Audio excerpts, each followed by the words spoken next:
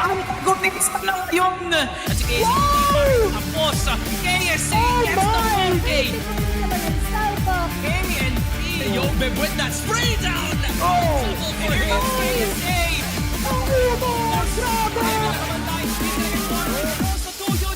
Will be the peak of Crossfire Philippines value.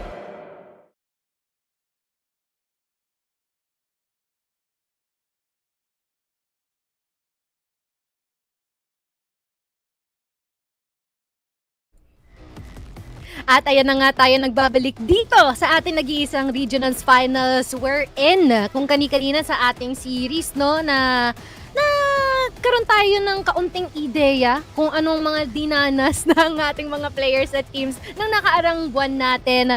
Ano na mga thoughts mo dito, Dedo? Feeling ko masiinit yung series natin dito. Masiinit yung second set. At hopefully magkaroon pa tayo ng pangatlong set dito. I mean, we all love to see that coveted third set, the third map.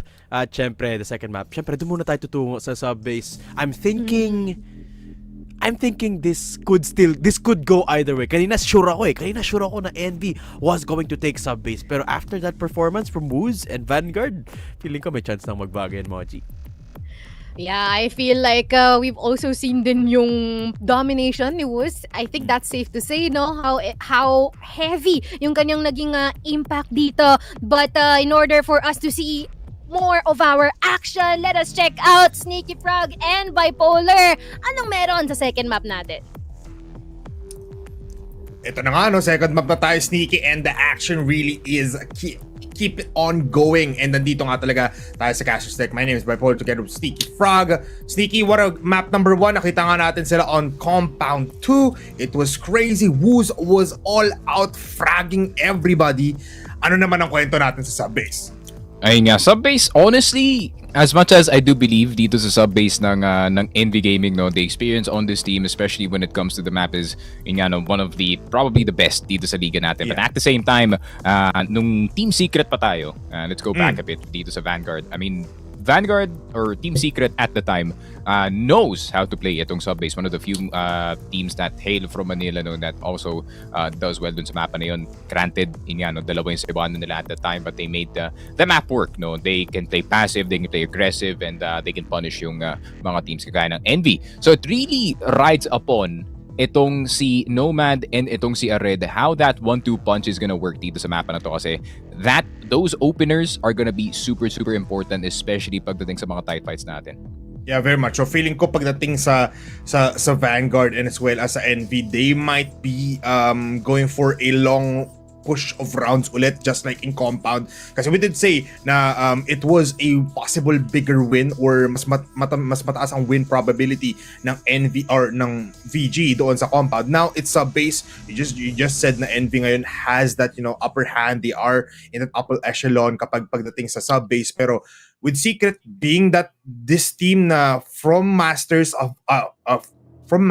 na talagang alam mo yun, they have been adding a lot of strategies already, passive, aggressive, a 5-man push here, 5-man push there. Ngayon, as a VG squad, and we seen, nakita naman natin on Compound na nag-improve sila. This might be another hurdle para sa buong Envy, because hindi na to yung same kind of people that we saw before kung saan kaya nila talunin. This might be even a harder matchup, especially with the addition of Woos. I mean, hindi naman total sniper map ang sub-base, pero alam mo yun, he is aggressive, he goes for long range picks, and he goes for close quarter combats. And with Nomad on the other side, kailangan niya mag-isip ng paano nga ba iiwasan ang isang Woos, this Tondo Kid, and this Wonder Kid para manalo sila sa mga rounds.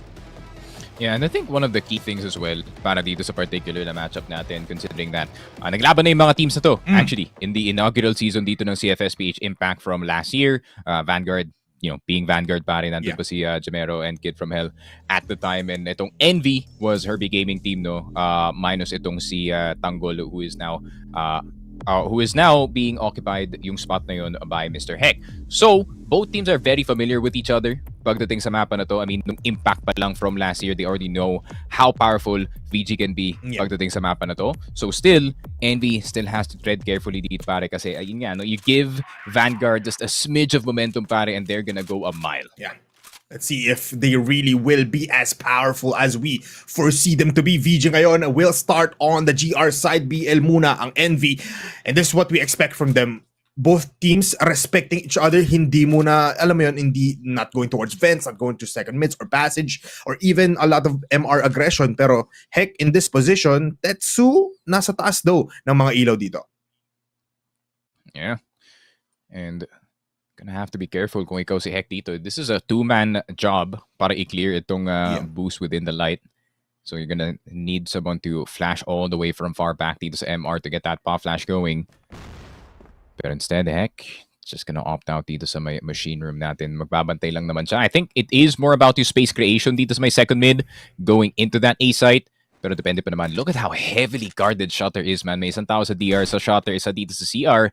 So they're not really letting anyone in dito sa may second mid natin. Yeah, ang ganda actually ng ginagawa na dito ng 1-3-1 setup kung saan they can go for retakes quickly. They can stop the push coming in from Woods and as well as Forklift.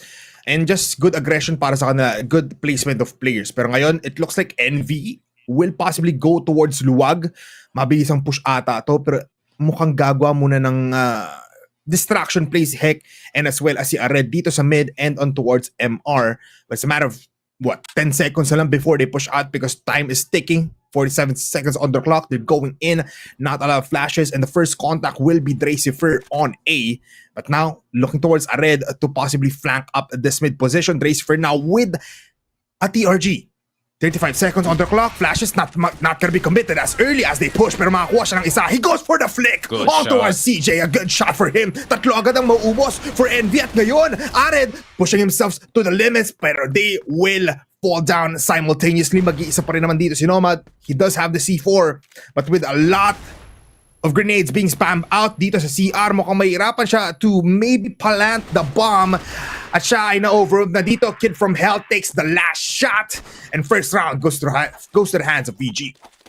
Yeah, already a very impressive round number 1 para dito sa Vanguard, no? And we already see the second sniper coming out. Not from a familiar hand, though. It's actually itong si Dracifer. I mean, Dracifer, for the longest time, is, you know, very mechanically gifted player. No, Execration pa lang nakita na natin to. So him pulling out the sniper, no, really is playing into yung na-expect natin galing dito sa Vanguard, which is, you know, no roles, everyone's multifaceted, pare, everyone can do anything dito sa team na to. So basically, anyone can snipe as well. So, ayun nga, having a lockdown A site, having a good sniper with it, pare, makes it a lot easier para maka-rotate itong Vanguard papasok nga dito na CR. So, very impressive stuff. Round number 1 pa lang dito. Yeah, mukhang maganda yung start dito talaga ng ating VG squad. And just like what you've said, it's a team na very versatile, very jack of all trades kung baga in terms of gunplay and in terms of gun choices. So, matatakot ka talaga if you're Envy or any kind of team pagdating dito sa regionals because you don't know what you're gonna be expecting. We saw some good clips mula kay Woogs and as well as from the other players, even Kid from Hell nung map number 1 natin dito. Pero for now, Dracifer holding that TGR or yung sniper natin, it's gonna be a problem because ang daming nakasalalay na trust for these two players to hold down lockers and as well as sa may A site natin. As a singular player, they're really going for retakes dito, Sneaky. Yeah, I think it's especially yung mga bagong snipers kind of doing the work as well. I feel like the TRG has got to be probably broken. yung baril na yun. I mean, the movement aim or the movement inaccuracy, is very, very low dun sa weapon na yun. And the fact na it's more about crouch peaks, it's not about anyone holding anymore, no, pare. So yung mga players who like to go for the quick scopes, likes to go for the flashy plays, mas nare-reward sila dito. Kaya nakita natin that Heck did get the uptick as well as si Jessan actually, who's notorious clip farmer with the sniper, pare. Yeah. Just to correct myself, it is TRG. Naisip ko kasi palagi GTR yung kotse kaya nauna ko yung letter G. But right now, we're seeing that mauna ata dito sa Red onto MR. Tetsu will fall down. That's the first contact. At napaaga ata ang push dito ni Tetsu. There are 2 wounded players coming in from Envy pero with 1 player down, yung sinasabi natin na retake possibility dito ng VG might be harder this round. Yeah, I mean, HP bar is not looking good para sa Envy. If they pull the trigger on the A-side take, it's not gonna end well para sa kanila dito despite Dracifer being on the TRG.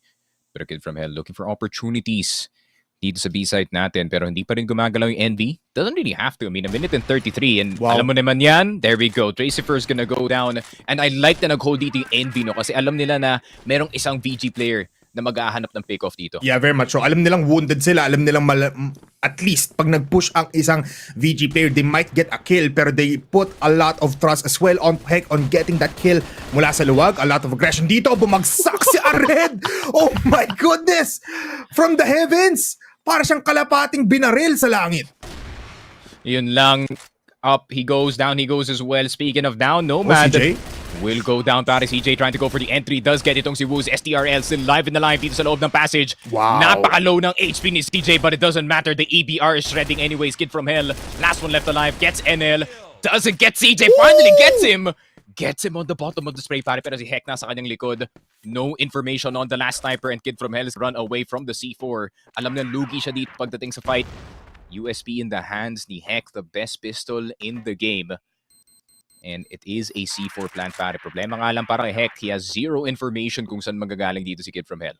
Yeah, I think he's gonna be relying on another gun here or possibly just his USP dito sa dark room. Naku po, magkakitaan na ata sila dito. Kid from him got spotted out. Heck, alis muna ngayon. In terms of HP, magkapantay na sila ng onti. But Kid from Hell now peeks out and he falls down with one bullet into his head. And now, pantay agad ang laban. Yeah, super scary ng round na yun. No? Kung nakaisa pa nga dito si Kid from Hell, that would have been a different story para dito sa Vanguard. But you know, a clutch is a clutch para sa Envy Gaming and it just had to be their all-star doing it, pare. Grabe, low HP as well. USP, luging-lugi ka talaga dun. It's not a winning fight with better cover, pare. Pero Tracifer this time, getting revenge dito kay Heck. No pun intended, pare. Pero yun nga, 4 versus 5 now para dito sa Vanguard. These initial picks are crucial pero in a map like Subbase na sobrang laki, hindi mo masyado alam mo yun, didibdibin na wala ka na agad isang player because you can still play around with these players. Kasi kung titignan nyo, in defensive measures dito ng VG, magkakahiwali pa rin naman sila. They're not applying a lot of pressure on one side, but it looks like they will go out and insert themselves dito sa A. Again, Tracifer with this TRG. Finally, can they get these kills? Hindi na tama yung mga bomba. Nomad also trying to get his luck in, pero with a little bit of chip damage lang, mamamatay na siya if he peeks out. And yes, he does. Nomad ngayon enters but goes out instead. Mukhang hindi pupuntahan ditong A. It's a distraction play, Sneaky. Yeah, delikado with the HK. Can definitely shred 4 in an instant dito, pare. Pero Kid from Hell looking for a play sa loob ng woods. Mukhang siya pa ngayon masaspatan dito. Nomad actually revealing his location. And ayun lang. 2 players down immediately para sa Vanguard looking for the bigger prize. But unfortunately, they got fished out of A side, pare. 1 player dead on woods, 1 player dead on A. Envy, all they have to do is wait, pare. Yeah, all they have to do is just get 1 more kill possibly kasi medyo nagiging aggressive na ang buong VG squad natin. And again, yung initial pick dito ni Tracifer was for nothing basically. With this 2-player advantage or 2 kills coming in from Envy, this provides them a lot of push now on towards A. They have the C4, so magpupush nila dito. SDRL with the kill headshot kay CJ. Pero look at NL. Papasok siya dito sa CR. Hindi ata ma-expect ni Tetsu. Tumingin siya sa taas. Pero he is now lacking. NL from the top ropes gets 1 and he sprays down on Tetsu's head. Mamamatay pa rin siya. 1v1 situation. Woos nga lang ang natitira. But it's a red. Matatamaan pa rin naman. What a headshot from down below. Grabe, akala ko lugi pa si Ared dun sa nga metal box, pare. But it seems like the AK headshot feels really good para dito kay Ared. Granted, it's not the same AK CFS that we saw from last year, pero if it works, it works para sa kanya dito. It worked for him, it worked for Chris. And it's not gonna be a slouch of a weapon dito, pare. Ared, try number 2, tapping on the head dito ni Tetsu. Machine room player already gone and possible opening para sa Envy. Yeah, these picks right now really are insane mula kay Ared. Already 3 kills onto this man. Pati si Tracifer medyo nagpalit na rin ata ng barrel. Getting that AK on his hands, mukhang itatabi muna niya. Pahinga niya muna yung kanyang TRG. And now still, default approach lang mula sa Envy, trying to get some attraction, trying to get some attention, trying to get some information from the side of GR. Yung Woods natin hindi masyado heavily contested mula sa VG. Binibigay nila to ng libre. They're playing for the pushes or executions dito ng NV.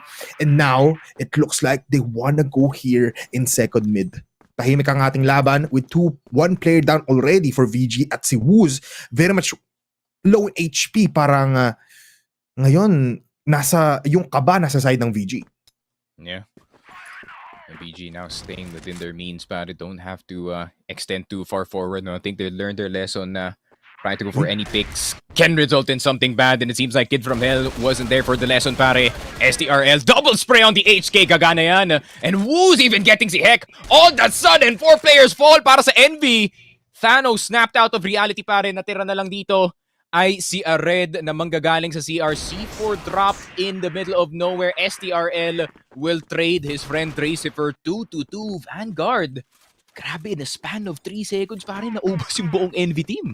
Yan, naikot agad yung table natin dito for these 2 games. Now, let's look at that din sa triple kung paano nga ba talaga naubos ng Vanguard isa-isa in a span of 3 seconds. Again, look at SDRL picking that out gracefully at iniwan na lang si RL dito, the last man to get the clutch. And before that round, ngayon will be the one to fall down last in our round number 5 here. Still a lot of mid-aggression, a lot of Woods take mula sa Envy.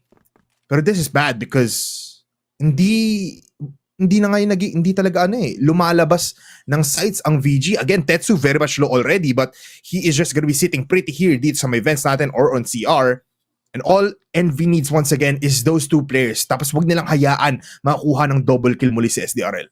Yeah, I think one thing they have to be careful about as well is this Vent's position. Tetsu, are you gonna do the spin? Nope, never mind. Didn't do the spin, pare. Unfortunately, will get shot in the head, but at least aware na sila dito sa presence ni Red in this Vent's position, no? So, rest of the attack is gonna come from Woods. So, it is really up to dito kay Tracifer whether or not mapipigilan na itong A-site. STRL kind of busy watching this Vent's position, pero nag-aantay na ang Envy na makapasok dito ng A-side. Tracifer bulag na bulag sa loob na missile. Envy gonna be blinded as well. Good counter flash. Galing dito sa CR. AK in the hands dito ni Tracifer trying to tap away. Should have gotten an HK. Red better with the AK this time. Tracifer, Kid from Hell. 2 from them. Pero si CJ lumalaban pa nga dito sa loob ng site. And Nomad with the M14 EBR. Insta-headshot dito kay Wooz. Last one left alive is Kid from Hell, pare. Kid from Hell, dito sa Sept, pero he will fall down just like that. Nomad gets the better of him. And wala, papalit-palit lang tayo ng dito ng rounds. We might get into a very, 24 rounds here bago tayo makakuha ng win. Ngayon, nakikita natin a lot of MR push. Tetsu already here and as well as SDRL. Pero sa ibang side, pupunta itong NV. Now, SDRL, nandito na agad. Naiiwan si Hick. He might get picked off. Naku po, Hick! Nandun na ata and he falls down. Naiipit ang buong Envy squad natin dito sa A, pero they are falling down to the hands of Tracifer. He gets 1 before he falls down and 2 players left for the side of Envy. Low na nga dito si NL, pero Woo's still picking at these players.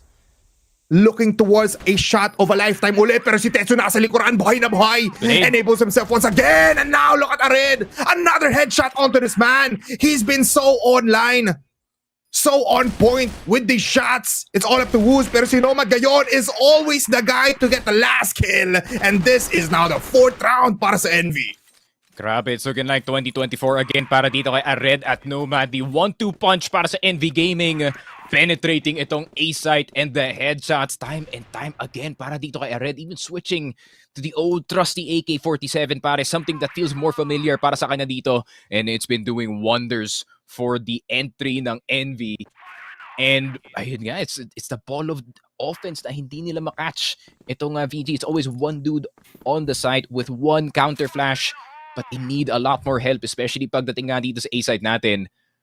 And ayun lang. Maybe it's time to adjust a bit para dito sa VG. Now placing itong si Wooz on that A missile position para ma-allow yung mga ibang players to play a lot different angles. Pero Kid from Hell falling on Heck. He was actually doing yung light parkour and it just so happens na nakita niya yung paa niya. Yeah, unfortunate timing para kay Heck. Parang na-overstep niya ata yung isang paa niya doon. Dahil doon, Kid from Hell, from the heavens above, able to kill off the players below him. At ngayon, this is gonna be easier for VG. But look at CJ, already posted up dito sa second mid. He might push into CR. Pero never mind, he'll go to shutters instead. Papasok sila dito sa A site or sa B. CJ to get the first kill, and now they're flushing in. Naubos na ang ating mga players, but Dracifer with a double kill. Makes it a triple, might get a fourth, pero he cannot. SDRL ngayon, iniipit si NL. Mag-isa na lang siya dito, and he gets pummeled into the ground. Grabe, that strat actually looks very familiar. Galing dito sa Vanguard. I think Stallions actually did that dito sa EWC. The double CR, no second mid control whatsoever. And pag meron ng presence na pumasok dito sa shutter, the CR players are gonna jump straight into second mid, into shutter to counter with that flank. Napakagandang macro naman galing dito sa Vanguard Gaming. Something I expect from a team that has buko, pare. Yeah. Iba talaga kapag may buko sa side mo. Parang you're unstoppable. Iba ka talaga, buko. At dahil dyan, kaya nyo nga ba manalo dito? You're still 1 point above. Pero look at this, Dracifer puts himself in Vince. Pero si Ared yung kalaban niya. Kanina pa pinupuntirya ni Ared yung Vince na to. And look at the stat line. 9, tas 8 headshots. Tama nga ba? Ared is what? 80% or 90% already within his skills. Na headshot lahat ang tumatama. Hindi pa rin kinukuha yung bomba dito for side of NV. So SDRL enables himself once again. Headshot naman din daw para sa kanya. He can also hit the shots from above. Yeah, interesting na the AK is really doing that much work dito sa mapa natin, no? I mean, it has been taking a backseat kumpara nga dito sa HK at nga dito sa EBR, but there is some spots where you could play the AK-47 kagaya nga ng Ankara, kagaya nga ng sub-base, granted sub-base. There is a lot of wall banks dito sa mapa na to, but one quick entry, one quick headshot could make all the difference for this team, and the better spray accuracy siguro might have been more of the preference dito ni Ared. But can they take this locker's control? Meron tao na nasa taas ng ilaw, meron ba nakatingin? NL seeing the feet, but instead Ared spotted dito ni Kid from Hell. Hindi pa siya bumababa galing dito sa ilaw. But the anticipation is there. NL around the corner, looking up. Wala na dun si Kid from Hell. Nakababa na nga. And he's still there. Yeah, timing lang ulit. Hindi nila mahanap. Hindi niya chinek yung kanan. Sabi, tingin ka lang sa taas. Kaso hindi niya nakita. Now 30 seconds in. The time is dwindling down, Sneaky. Kailangan nila mag-push dito. They need to clear out Kid from Hell. Pag hindi, i-wide swing niya lang to. They pick him out, and now what a shot coming in from NL. Nasa taas si Tetsu, pero he gets the shot in. 3v2 situation, and NL is so low. Papasok sila dito, and SDRL to get the last kill in that round. What a turn of events. Grabe, a lot of a slower pace. Galing dito sa Vanguard, no? It's not really their opening plays doing the work anymore. It's more of their setups dito sa mapa ng sub-base, the light, plus 2F Crossfire na nakita nga natin kanina. Pero yung aksidente talaga kay Heck. I mean, that should have not happened. Yeah. Para sa kanya doon. I mean, Kid from Hell, he failed the parkour twice most likely. And yun nga, Heck unfortunately paid that price. Pero Dracifer, he's gonna get it this time. Closer. Nilapit na pre para tumama. Mas malapit daw, mas onti yung errors in terms of getting the shots in. I mean, finally, we see Dracifer getting that kill sa vents niya. It was unfortunately Heck to claim all of the bullets dito ng USP ni Dracifer. They're going towards A alit, pero this might be a pinch maneuver mula kay SDRL. Malapit agad siya sa Woods. Woods ngayon will hit the shot! Kahit bumabagsak na siya doon sa may box. Nomad with a headshot as well. At napapalibutan na sila. They don't have the bomb. SDRL unaware. Ba't siya nakatingin doon sa likod? He falls down. Now it's a 3v3 once again. Sneaky. And this might be another slow-paced game. Yun nga, C4 is out in the middle of nowhere, pare. Nasa base ng BL. Dracifer gonna decide to fall back from that missile position. Pumasok na lang siya na CR, but he decides to go back into missile. So I think it's more of a spread na nakikita nga natin dito. Medyo malapit si Dracifer dito sa may sikip as he does want to react as fast as possible, no, if ever nga may B-push na mangyayari. But no, this is gonna be whoever hangs on the best para dito sa Vanguard. 3 players nandito na sa luwag. Dracifer, headshot is there. Nomad gonna go down. Ared, another one para sa kanya dito on the AK-47. He is relentless with the Kalashnikov, pare. Pero may manggagaling pa nga dito sa likod. Tetsu gonna try to swing for the hills. HK-47 not gonna be for him. Kid from Hell with the EBR. And does get itong si NL. Hold on, wait a minute. Ared, a chance para kay Kid from Hell. 25 seconds. C4 nasa kamay ni Ared. Does decide to go for the plant leg. Gonna be hit. Ared around the corner. Shots are gonna ring. Pa-reload pa nga dito si Kid from Hell. Free fires all over the place, and Kid from What? Hell with the shift key just at the right time does get the headshot. The low HP player still gets it. VG with the lead bago pumasok na second half. Grabe, nakala ko na kay Aredne. I mean, he was planting the bomb, tapos nakikita natin siya trying to get with that AK kill. Pero these new guns, man, sabi ni Kid from Hell, I can give you a lot of firepower and you cannot handle it. Naka-headshot pa siya on that end. Alam mo, there's not really a lot of things to talk about. I mean, there's a red with a lot of like headshot percentage, pero papalit-palit lang tayo ng rounds. I think bagay na bagay pa naman yung mga bagong baril dito kay Kid from Hell, especially knowing na medyo makulit siya na player, especially he likes to play with the movement, and especially pagdating nga dito sa mga bagong baril natin, it's more forgiving. Pagdating sa slight run and gun, HK, you might have to press the shift key, pare, pero ayun nga, it seems like Vanguard, usually the team that adapts the fastest, dito sa mga tournaments natin, especially to the new changes. Nakita natin dun sa Eagle Eye 2.0 nila. But then, can they close it out? Yun yung problema ng Vanguard, man. Can they close it out? I mean, it's been a problem ever since they were in secret and they were with Aiden. Ngayon, with a bunch of players in the mix, might be as a problem or a question na kaya na nila solusyonan. For Envy though, in the defensive side, mukhang they might want to go for an aggressive approach here kasi they know naman na VG right now as a team has been very passive, has been very methodical. Pero ngayon, there's a lot of presence. This is second mid, here on passage as well. Let's look at Heck here as well. He will be looking towards holding site or A site alone. Pero these smokes inbound dito sa mid. A lot of shots as well. The grenade connects. Pero look at SDRL. A double kill para sa kanya. And headshots inbound. Ngayon, maipit dito si Heck. He has a TRG. Pero what can you do when you're getting pummeled into the ground by 4 players? He can get 1 before he falls down. It's a 2v4 situation. With the bomb being planted dito kay Tetsu, kailangan pumasok dito ni Ared at ni LL. Dito sa CR versus 2 players. They're getting bombarded by bullets at Tetsu with a double kill. Yun na nga, 6 and 4 double-digit lead. And alam mo naman yung Vanguard, pare. We've known this in secret. That PL side, especially on sub-base, can be especially dangerous. Fully knowing na fearless yung mga players natin, especially in taking those angles. And that was no different, pare. Tetsu with a 3K, SDRL with a 2K, with his HK. I mean, impressive stuff, man. Impressive mechanical prowess galing dito sa Vanguard. And I think we're just gonna have a little bit of a dead round, pare, and we're just gonna get back into etong laro natin. Pero yun nga, that round galing sa Vanguard from Tetsu especially, they literally just ran into yung A site natin, created as much space as possible, and even then some, pare. So this is what I expect galing dito sa Vanguard when it comes to their BL side. They're gonna probably not do that again dito sa next round. And they gotta mix it up a bit, pero fully knowing VG, they're also the type of team that can do it again. And that's how random it gets. That's how hard it is para basahin itong Vanguard. So, para lang dito sa Envy, they need to come into the second half prepared. Kasi kung hindi sila prepared with their setups dito, pare, malulunod sila dito.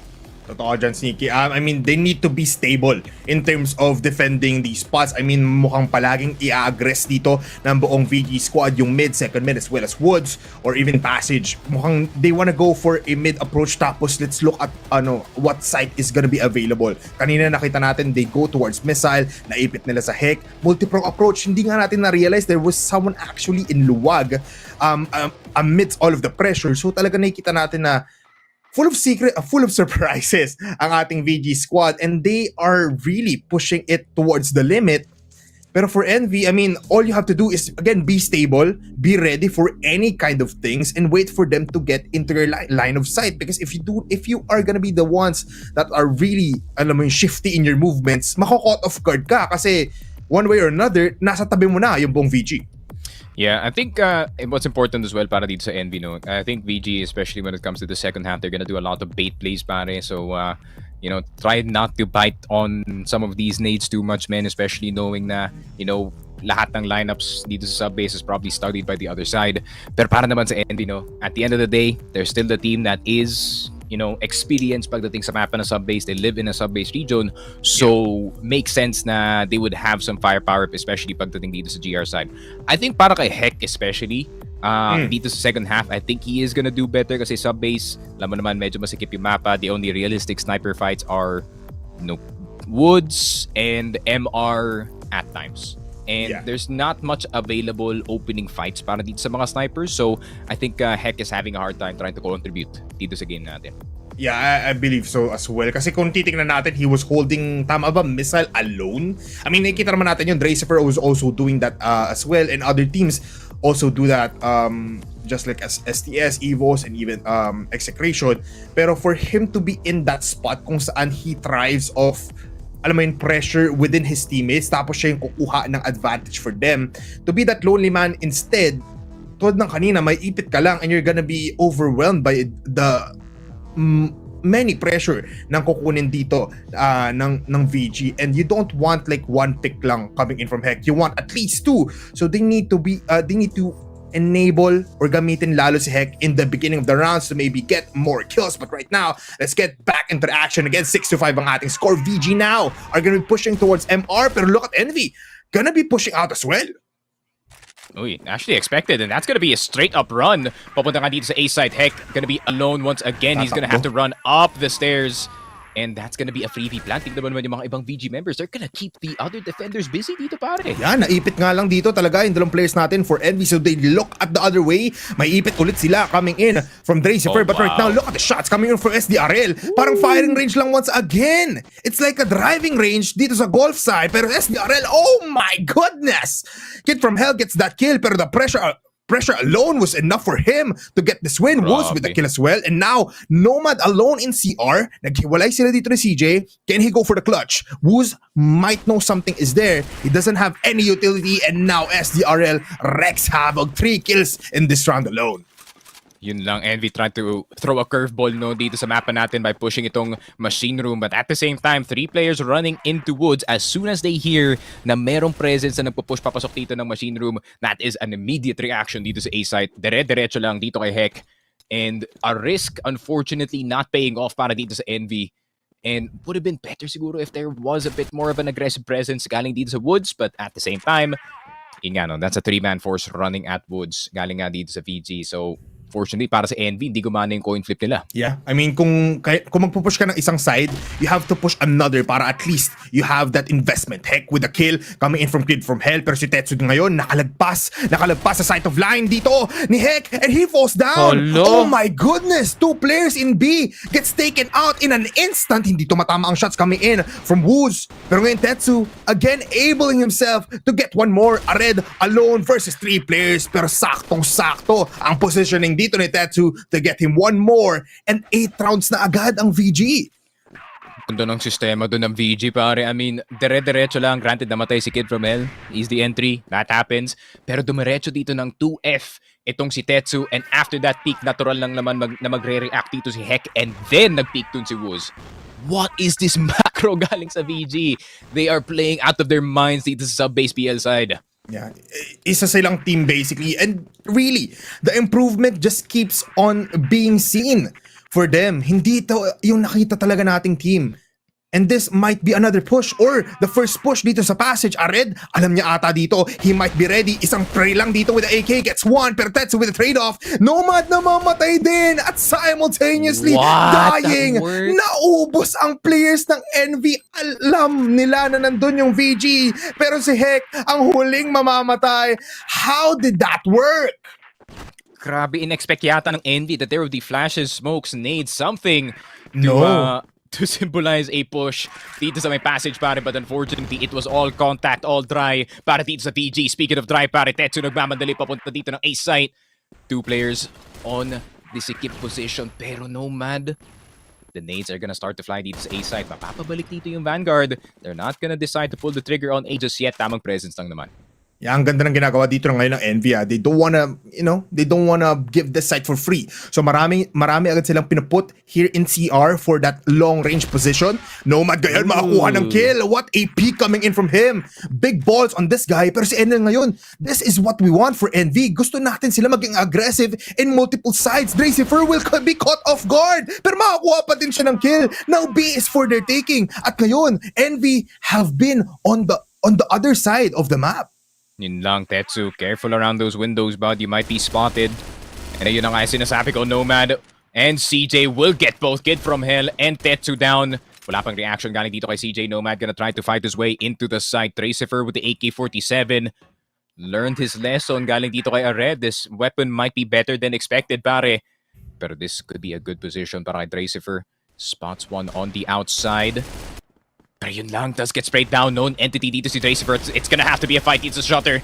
SDRL gonna have to be going back to 24 seconds. SDRL still hitting the headshot. Dito kay Heck. Can he hit it kay CJ? Yes, he can. Nomad, the only one left alive. Low na dito si SDRL, but he's wasting so much time in this 1v1. 10 seconds left. Peek around, reload. Nomad head is out in the open. Spray is there para kay SDRL. And that's a 3K to finish this series. A 2-0 statement para sa Vanguard. This is the power of Vanguards! Man, kung gaano naging accurate si Ared in the first half, ganon pinakita ni SDRL kung paano mag-close out ng series, paano magpakita kung gumamit ng bagong guns, and he was hitting the shots. Again, every time na nasa 1v3 situation siya, Sneaky, palagi siyang low. It's just, unfathomable kung paano siya nabubuhay in those kinds of situations. Ayun nga, and that's just the magic of Vanguard, no? They make the impossible possible sometimes, and this is one of those times, pare. Ayun nga, Vanguard. It's impressive. Nakikita nga natin ngayon up against itong Envy. Yun nga, expectation still that Vanguard would probably go top 5 or top 4 dito sa tournament natin depending on, how a certain Execration performs, no? Pero ayun nga, it's impressive. Nakita nga natin dito sa Vanguard, they went into flow state nung second half dito na sub-base. Defense was a bit shoddy, pero ayun nga, no, that's a PL side that has or could be worked on, or a GR side that could be worked on para sa kanila dito. But their setups were really good pagdating dito sa sub-base. The crossfires were on point. They knew what to take. They knew what risks to take dito sa mapa na to. So overall, just a really good showing para dito sa Vanguard, pare. Yeah, kakaiba ang buong Vanguard dito. I mean, given that this is a map wherein Envy should have prevailed, napakita talaga nila na they've really improved. They really did their homework pagdating sa mapa na to.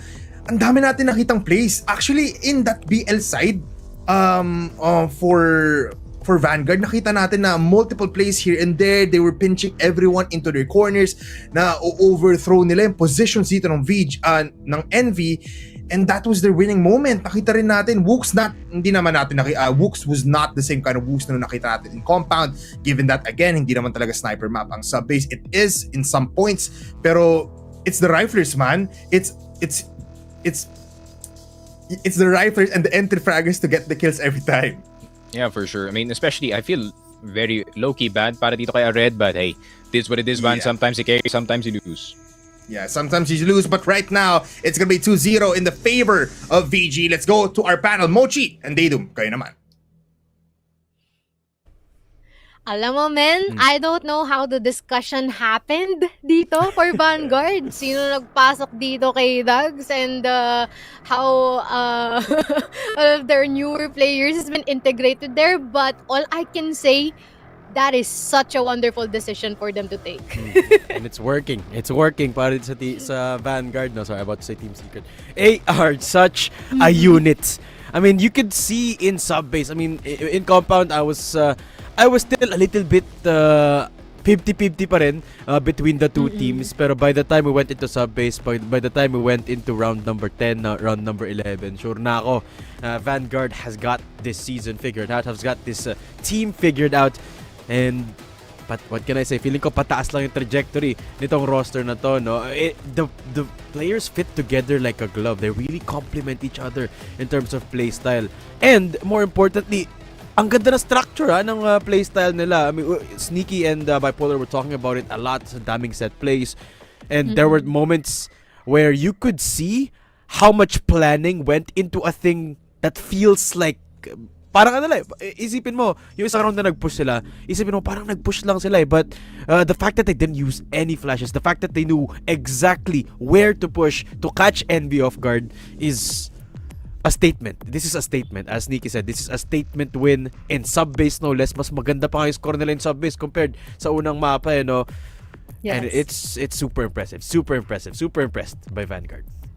And what's really interesting for me din dito is the fact na despite that they started super close, most especially here for Envy, like we can see some pop-ups, most especially from Ared, up plus kay Ared kasi biro mo sobrang tindi ng kanyang I believe he got like the 10 plus kills on the first half, definitely taking massive bulk of the work here for their end.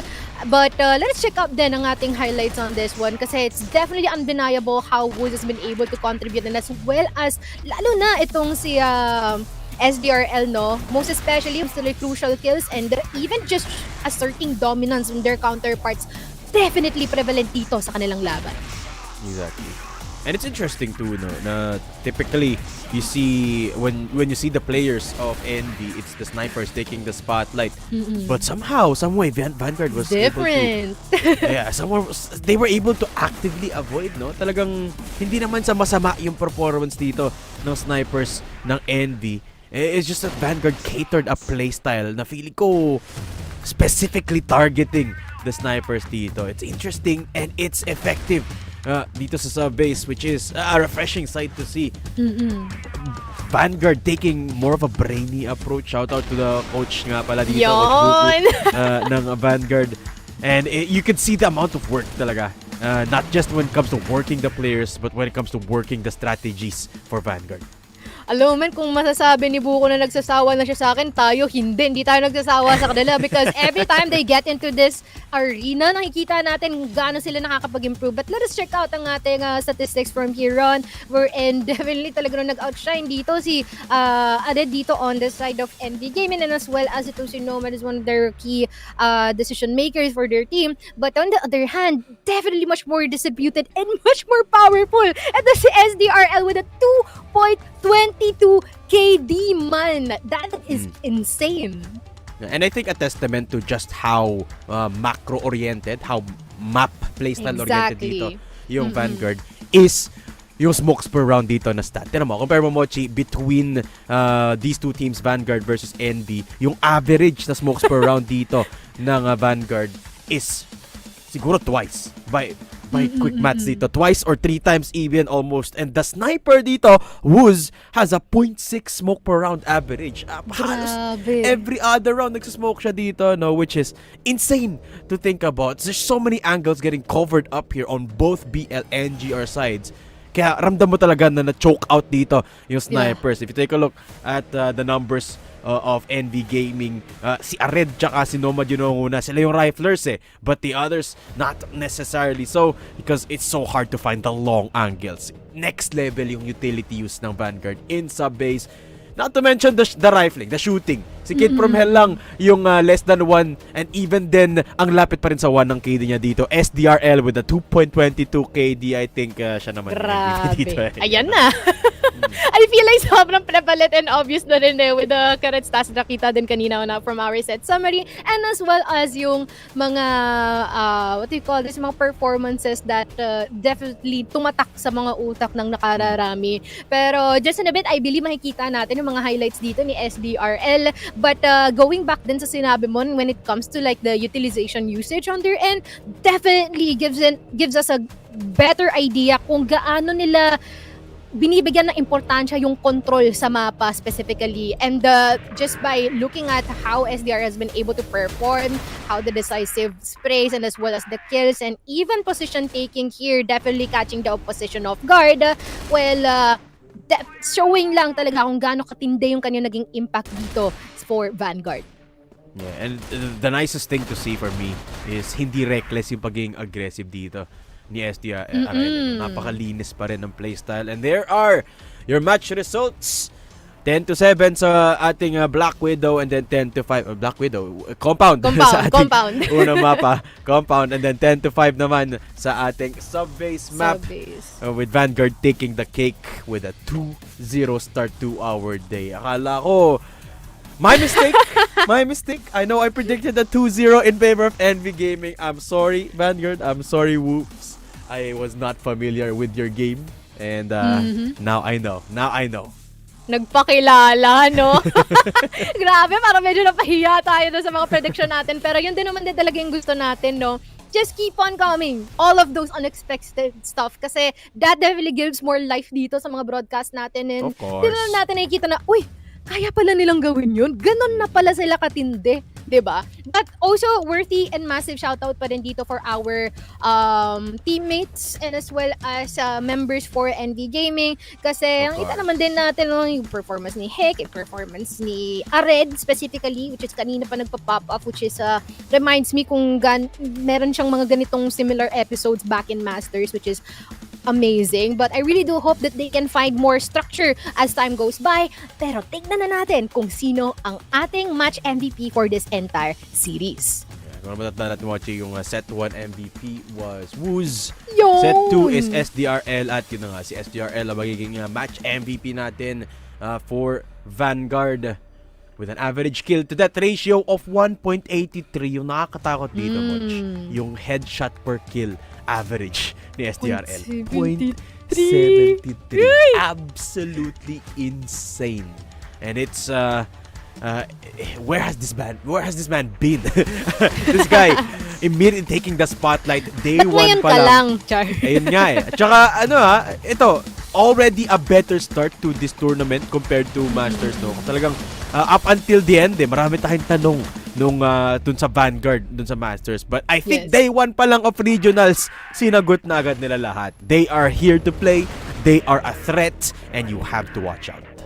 I feel like better start is quite of an understatement. I feel like this is a very great start for them. Most especially na nagsimula tayo nakikita natin sila back when they are team secret na nangangapa, what they can do, even have certain stereotypes roaming around no sa mga comment section and kung paano nila view itong lineup na to. But right now, with the recent integrations changes and as well as yung grind din na siguro and as well as yung mga advice ni Coach Buko, well, we are finally seeing them come into fruition. But once again, sobrang aga pa ng lahat. Lots of stuff might possibly unveil considering naman na sa ating unang series patikim pa lang naman ito ng ating teams. Yeah, dagdag ko lang ng mabilisan, no. I think saktong-sakto yung pagdagdag ni Wooz dito, being it is a double sniper meta, tapos may introduction pa ng TRG. It really melds with Tetsu's playstyle, and I love it. It Yes. works well on so many levels dito for Vanguard. But that just concludes our first series dito, Mochi. Pagbabalik natin, it is going to be two heavy hitters. Sino nga ba maglalaro Ay. later?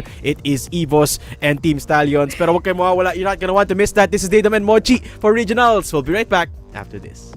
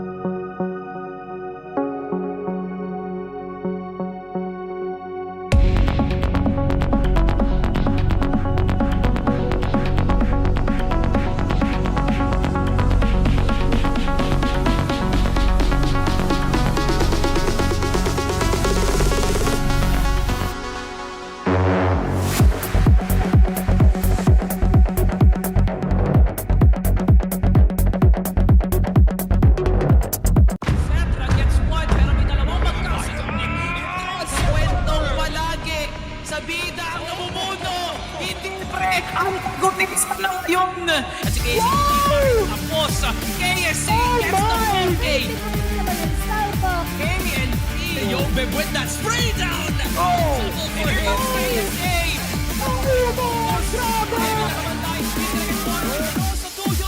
Will be the peak of Crossfire Philippines Valley.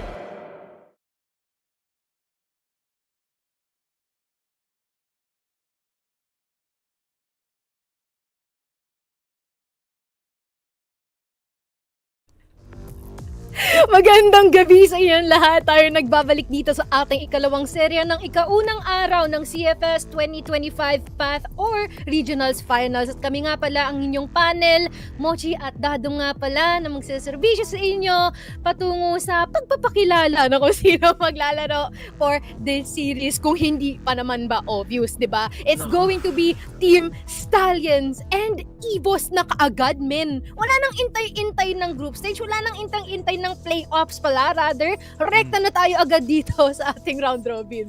Kailangan pa ba ipakilala itong mga to?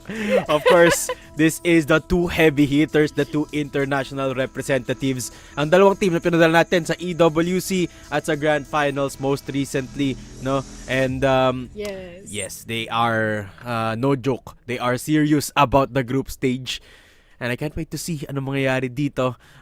Mochi, alam naman natin na itong dalawang to, silang dalawa yung naglalabanan when it comes to being the top team in the country, no? Pero paghapayawan ko lang yung pag-uusapan natin between these two. Go. I mean, yes, we cannot deny that Team Stallions have had more success internationally. Pero laging EVOS ang nananalo pag naglalaban sila eh. Exactly. And I feel like pag-usap lang natin dito, no, sa ating talent pool kanina during break na there is this certain probability or this high probability that EVOS might actually be the kryptonite na laging kinakahirapan ng Team Stallions na talunin. And it might actually change though, might be reversed anytime soon, but that's also what's wonderful in this current rematch kasi ngayon natin makikita what or how are they looking right now right after yung recent na nangyaring EWC wherein nakita naman natin nag-play sa sport itong si Team Stallions na talagang nagulat ang buong mundo, no? Right after the top 3 na puro Chinese team and as well as si EVOS na unfortunately nalaglag kaagad but are vouching to up for their retribution this time around. Yeah, let's talk about EVOS a little bit, no? What the state of the team is after everything that's happened over the course of the quote-unquote off-season na nag-EWC.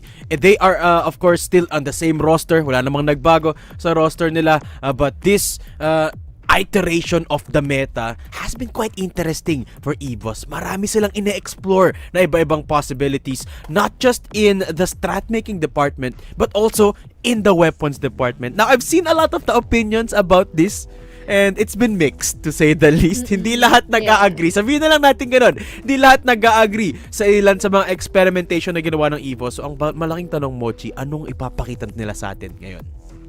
Yeah, I mean, that's a lot of stuff that we're, ang daing questions, ang daing tanong, ang daing opinion, ang daing perspektibo ng madla sa mga nangyari recently here from the last EWC.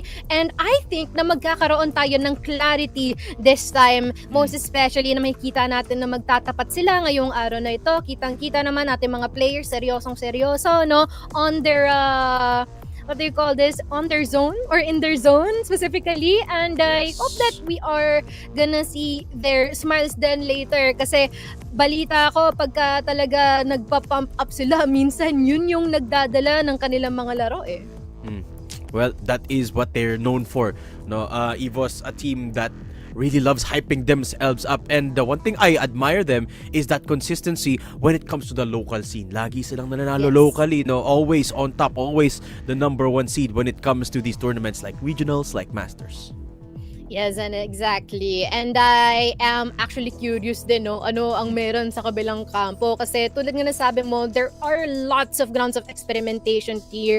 And dyan na rin magkakatalo. Kaninong kampo ang mas nagpaprayo ng confidence or kanilang comfortability sa mga loadouts na ginagamit nila? Or is it more on the innovative mindset? More of the meta creators, which is something that would be definitely a question that will be answered later on. Pero how about Stallions? Stallions Daydom. Anong masasabi natin dito? Other than the fact na ang dami na nating nasasabi dito. Well, first off, I just wanna say, grabe yung insight na nakuha natin kay Coach dun sa preview show Yes, na ano natin siya, na-guest natin siya, no? So, shoutout Coach Tanks. Pero Team Stallions still at top form. Obviously, they're running from a high after a very successful run in EWC. Medyo busy yung mga boys, nag-huddle sila, as you can see on the camera, no? And the one thing that I love about this team, apart from the way they approach their mental, is how different it is from everyone else, no? Kahit ako kasi, pag naglalaro ako ng Crossfire, pag kunyari hindi ko feel na malakas ako, hype ko yung sarili ko, kaya ko to, mas malakas ako sa kalaban. It feels like Stallions, kabaliktaran yung mentality nila, no? It's more the humility approach, which is weird because it always works for them, not just here, but internationally. Speaking of the new meta, the way they approach the game, it's not necessarily as experimental as other teams explore the new guns and the new meta. It's more of innovating in their own sense. Una, sub-base. Nakita na natin yun in last year. Ngayon, Eagle Eye naman, I feel like yun yung fino-focus nila. Ano naman kaya ang sunod nila na ipapakita sa ating bago, lalo ngayon sa group stage? Yeah, that is actually a good question as well, no? Like, you can see them trying to perfect every single map na madadaanan nila dito. Unti-unti nilang dinidiscover what actually works for them.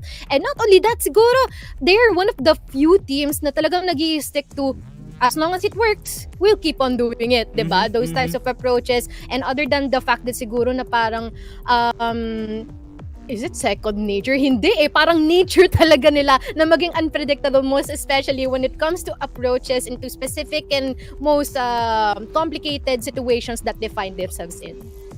Alright, kailangan na natin magtawag ng backup dito kasi mabibigat ang mga magtutunggali sa ating laban. So tawagin na natin sa Bipolar, Sneaky Frog. Pasok na kayo dito. Ayan, hello. Tingnan mo itsura ni Sneaky Frog. Seryoso. Pero simulan muna natin din kay Bipolar. Bipolar, musta? Okay naman tayo dyan. Alam nyo guys, it's gonna be a rematch of the decade. Natapos tayo ng Masters in a final game wherein 3-1 ang ating scoreline, if I'm correct, wherein EVOS really took it to the storm against what we call now Stallions, dati silang Ubeg. Pero man oh man, iba gumawa ng script ang ating mga direktor, iba ka Smilegate, kakaiba ang pinapakita mo ngayon, day 1 pa lang ng regionals. And yun nga, pero yun nga, I thought it was gonna be Mochi going back, pero yun nga, man. Natameme ako dun. So, nabigani ako sa ni Polar dun, sa mga sinasabi ni Polar. Pero yun nga, man, I feel like EVOS and itong Stallions sa matchup has been, brewing for the longest time. I feel like this has got to be one of the best rivalries dito sa Pilipinas, and I think yung last rivalry na meron tayo was like Pacific versus SGJ, which was God knows how long ago, pare, 2 years ago na yun. So now it's time for the new age, and especially ngayon, paparating na tayo na 2025. Both of these teams have finally improved to the point na nakaka-compete sila internationally. One might be better than the other, pero at the same time, we're talking about yung locality na matchup na to, no? Mochi at Nato. I mean, every single time that EVOS has faced itong Stallions, especially in playoffs, they have won dito sa Grand Finals. Group stage might be a different story, pero pwede na rin to maging message, no, for the rest of the league on who is going to be the best. Yes, exactly. And I feel like dyan na rin papasok siguro yung mga sumusuporta, mga nagsasponsor and nagkukup-kup sa ating mga teams dito and then for here in the PH scene and finally making their names internationally. But let us check out ang ating map Vito. Dahil alam ko merong mga pinagdarasal si Bipolar. Any sports sub-base enjoyers? Mexico. Sports sport yan, no? Oh no! Oh no! Uy! Okay. Oh, hindi, same. Passing nga to, no? Mexico? Oh my God, kinabahan ako, be. We're not heading down that route, guys. Guys, kinabahan ako, wala tayong alam sa Mexico dyan. Oh my God. We're not gonna head down that path. We are gonna be hovering towards dito sa Eagle Eye, Fort Enangara, which has been chosen by Stallions, itong Eagle Eye, and as well as itong Fort, which is chosen by EVOS. But kaya, Bipolar? For Stallions, Eagle Eye 2.0, ganito lang, bibigyan natin ng statistics ang mga players based on my research. 60-40 ang ating percentage, 60 going to the hand of Stallions, 40 tayo sa EVOS. Just because of how dominating they are on Eagle Eye. Kasi napag-usapan din natin to nung simula ng Masters, na Eagle Eye has been the second parang second territory of Ubek Maniac ngayong Stallions. Pero for EVOS, they do still want to fight here against Eagle Eye 2.0 kasi may alam tayo, on the hands of KLR, when he pushes in mid, dun nasisira yung momentum ng buong Stallions. Pero for Stallions, they wanna use KLB and KLP on that sniper position para matigil lahat ng pwedeng gawin ng buong EVOS. Great point. How about you, Sneak? Feeling ko Eagle Eye could be also a good pick para dito sa Stallions kasi considering that they probably have the most international experience sa mapa na yun, EVOS, yun nga, no, couldn't get much after yung EWC. But, yun nga, no, pagdating nga dito ng port, obviously, one of the best maps nga dito ng EVOS. I was actually surprised na mas pinrioritize ng Stallions yung Black Widow ban. But at the same time, yun nga, no, Stallions were the past few times na nakalaban nila dito yung EVOS. You know, this map hasn't really boded well para sa kanila dito. And knowing EVOS, di sila matatakot na ilabas yun for the first pick and leave port for map 3. Pero ang car is gonna be very interesting. Para sa akin, both teams very, very strong sa mapa na yun for entirely different reasons. Maganda yung GR side ng EVOS, maganda yung PL side ng Stallion. So, when we go to map 3, it's gonna be very, very interesting para sa akin. Yeah, and currently with what we know, no, there must have been a lot of changes even just in a short amount of time here back in August. Pero let us now dwell into the predictions. Ayan ang inaantay natin dito. Lahat kinabahan bigla eh. Bumagsak yung Bakit puso ko. ganyan yung mga ngiti nyo, guys? Parang ngiti kayo ng real ng ngiti naman. Kasi parang may mga kabado dito. Pero ako na muna, sige, since iniisip nyo pang maiga yan, I am going for 2-1 EVOS. I am going down that path na this might possibly be a kryptonite story, but I'm welcoming Team Stallions to proving me wrong. How about you, Dido? Okay, ito I'm gonna base my answer based on logic and history. And minancho kayo na bipolar, the last time these two faced at a grand final, it was 3-1 in favor of EVOS. Ano yung mga mapa dun sa series na yon? Unang map, sub-base. Panalo ang Ubek Maniac. Yung sunod na tatlong mapa, Port, Eagle Eye, Ankara. Sound familiar? Does that sound familiar? Ayun lahat ng mapa natin today. Lahat yun EVOS yung nanalo. And yung Eagle Eye na sinasabi natin na one of the stronger maps ng Ubek Maniac, tinentry ng EVOS ang Ubek, ang Stallions noong grand final. So my prediction is gonna be EVOS through and through because of the map dito. I think makakascore ang Ubek. Siguro maybe in ports there's a chance, or Ankara. But it's still, I think, gonna be an EVOS advantage. 2-1 EVOS. For me naman, I will stick to my previous and very, very sad, very aggressive prediction. 2-0 pa rin ako on the side of Team Stallions. Just because I think they've improved a lot. And for EVOS, prove me wrong, brothers. Pero for Execration, please, bigyan niyo po ako ng bahay dyan sa Cavite. Naglimos. Execration mention. Pero ayun nga, just to speed things up para sa akin, man, I think it is gonna be 2-1 Stallions para dito series natin. I think the read on the meta is a lot better. And feeling ko yung entirely dependent on itong EVOS, on how good they look today, kung paano magper-perform si Zetra, man. Kasi, ayun nga, that kid out of every member dito ng EVOS probably performed the best dun sa EWC. So, ayun nga, looking forward to what he can offer, especially dun sa Port Top A. Feel like we're also quite putting our coins on who will be popping off then in this current series. Most especially to be honest, hindi siya super pressure, but the pressure is there because of who are the teams who're gonna be playing. Kaya naman, ibabato na namin ang pressure sa inyo. Bipolar and Sneaky Rock, take it away. Maraming salamat, Moche, and dito naman, Sneaky, meron akong shield. Kung last time may Pansit Canton ako nilabas, may shield na ako para sa laban na natin for today. Just because this is, again, a rematch, Nikki, of what we last saw these two teams dito sa Pilipinas. Again, it was a different story pagdating sa EWC. But man, oh man, I hope everybody out there is ready for a match na sana. I know you are all hoping for a best of 5 series, pero pagdating sa best of 3 series natin, man, Any thoughts within these two matchup? I think honestly, no, para lang sa akin, kind of basing it off of how good some of the teams looked dito nga sa EWC. Just like I was said, Stallions did look better, no, kumpara nga dito sa EVOS, but at the same time, the locality of yung matchup natin, no. I think EVOS maybe coming in dito sa regionals has a better read on the meta, no, and now has finally fixed everything. So we're gonna have to wait and see. Pero yun na nga, we're gonna get back into the game. Weapons check. And we're back to normal para sa EVOS, pare. Thank the stars. Yes, let's call it even playing field for these two teams. Pero syempre, Stallions, ngunguyain bang parang damo ang EVOS, or will EVOS create chaos and hammer them down like Hephaestus? Subayan na natin, subaybayan ang match number 1. A lot of map aggression dito sa hotel. Here comes the push. Mukhang STS pa atang papasok dito. KLB to start out the round. Pero Setra and KSA with the kill of as well. Kano ngayon enabling himself in hotel. A 2-4 to exchange. Biglang nag-reposition yung mga players natin. Yun nga, 2 versus 3 situation. Mapapabalik ng A site itong EVOS, pero si Kano gusto nang bumalik. Pero kailangan na maging careful dito. TRG around the corner can spot him out immediately. Kano gonna go down thanks to Keller. Pero si JJ magagaling pa sa likod gamit ang kanyang EBR. Meron na nakabantay galing dito sa EVOS. All angles covered para sa kanila. JJ, he has to start firing from long, pero kay Elvin pa lang, di pa siya makakalagpas. EVOS, round number 1 dito sa Eagle Eye.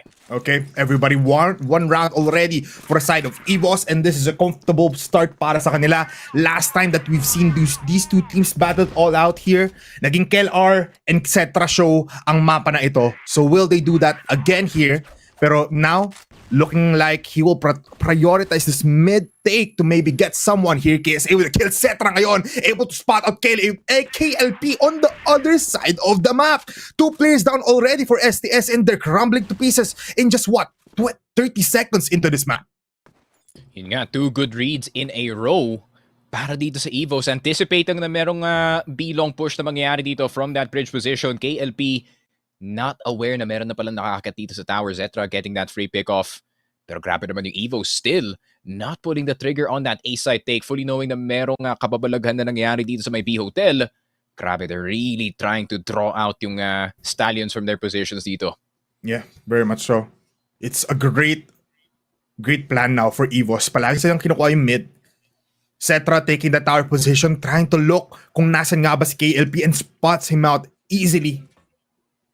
Sometimes we also see KLP in that A position kung saan he will look towards tower and take care of Setra. Pero ngayon, kabaliktaran na nakita natin.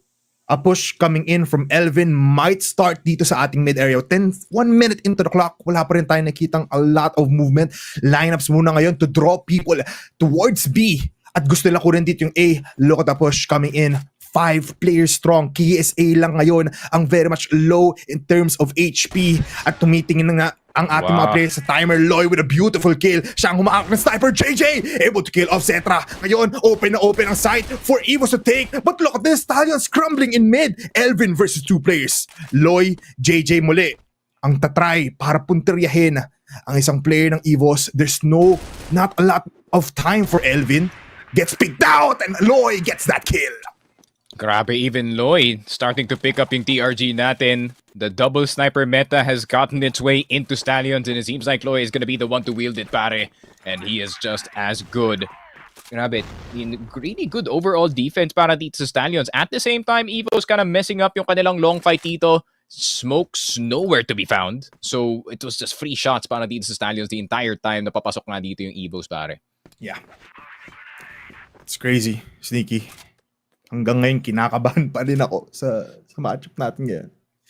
But I think these two teams, mas kabado sila kasi syempre, there's a lot of things to prove. Tama nga ba, Sneaky? KLB, still here in B. Last time we saw KLB in this map, he was holding the sniper also, helping out KLP. Pero ngayon, iba ang plano. Mukhang mag-iiba din ang tempo dito for Setra. Able to kill off Loy in the bridge position.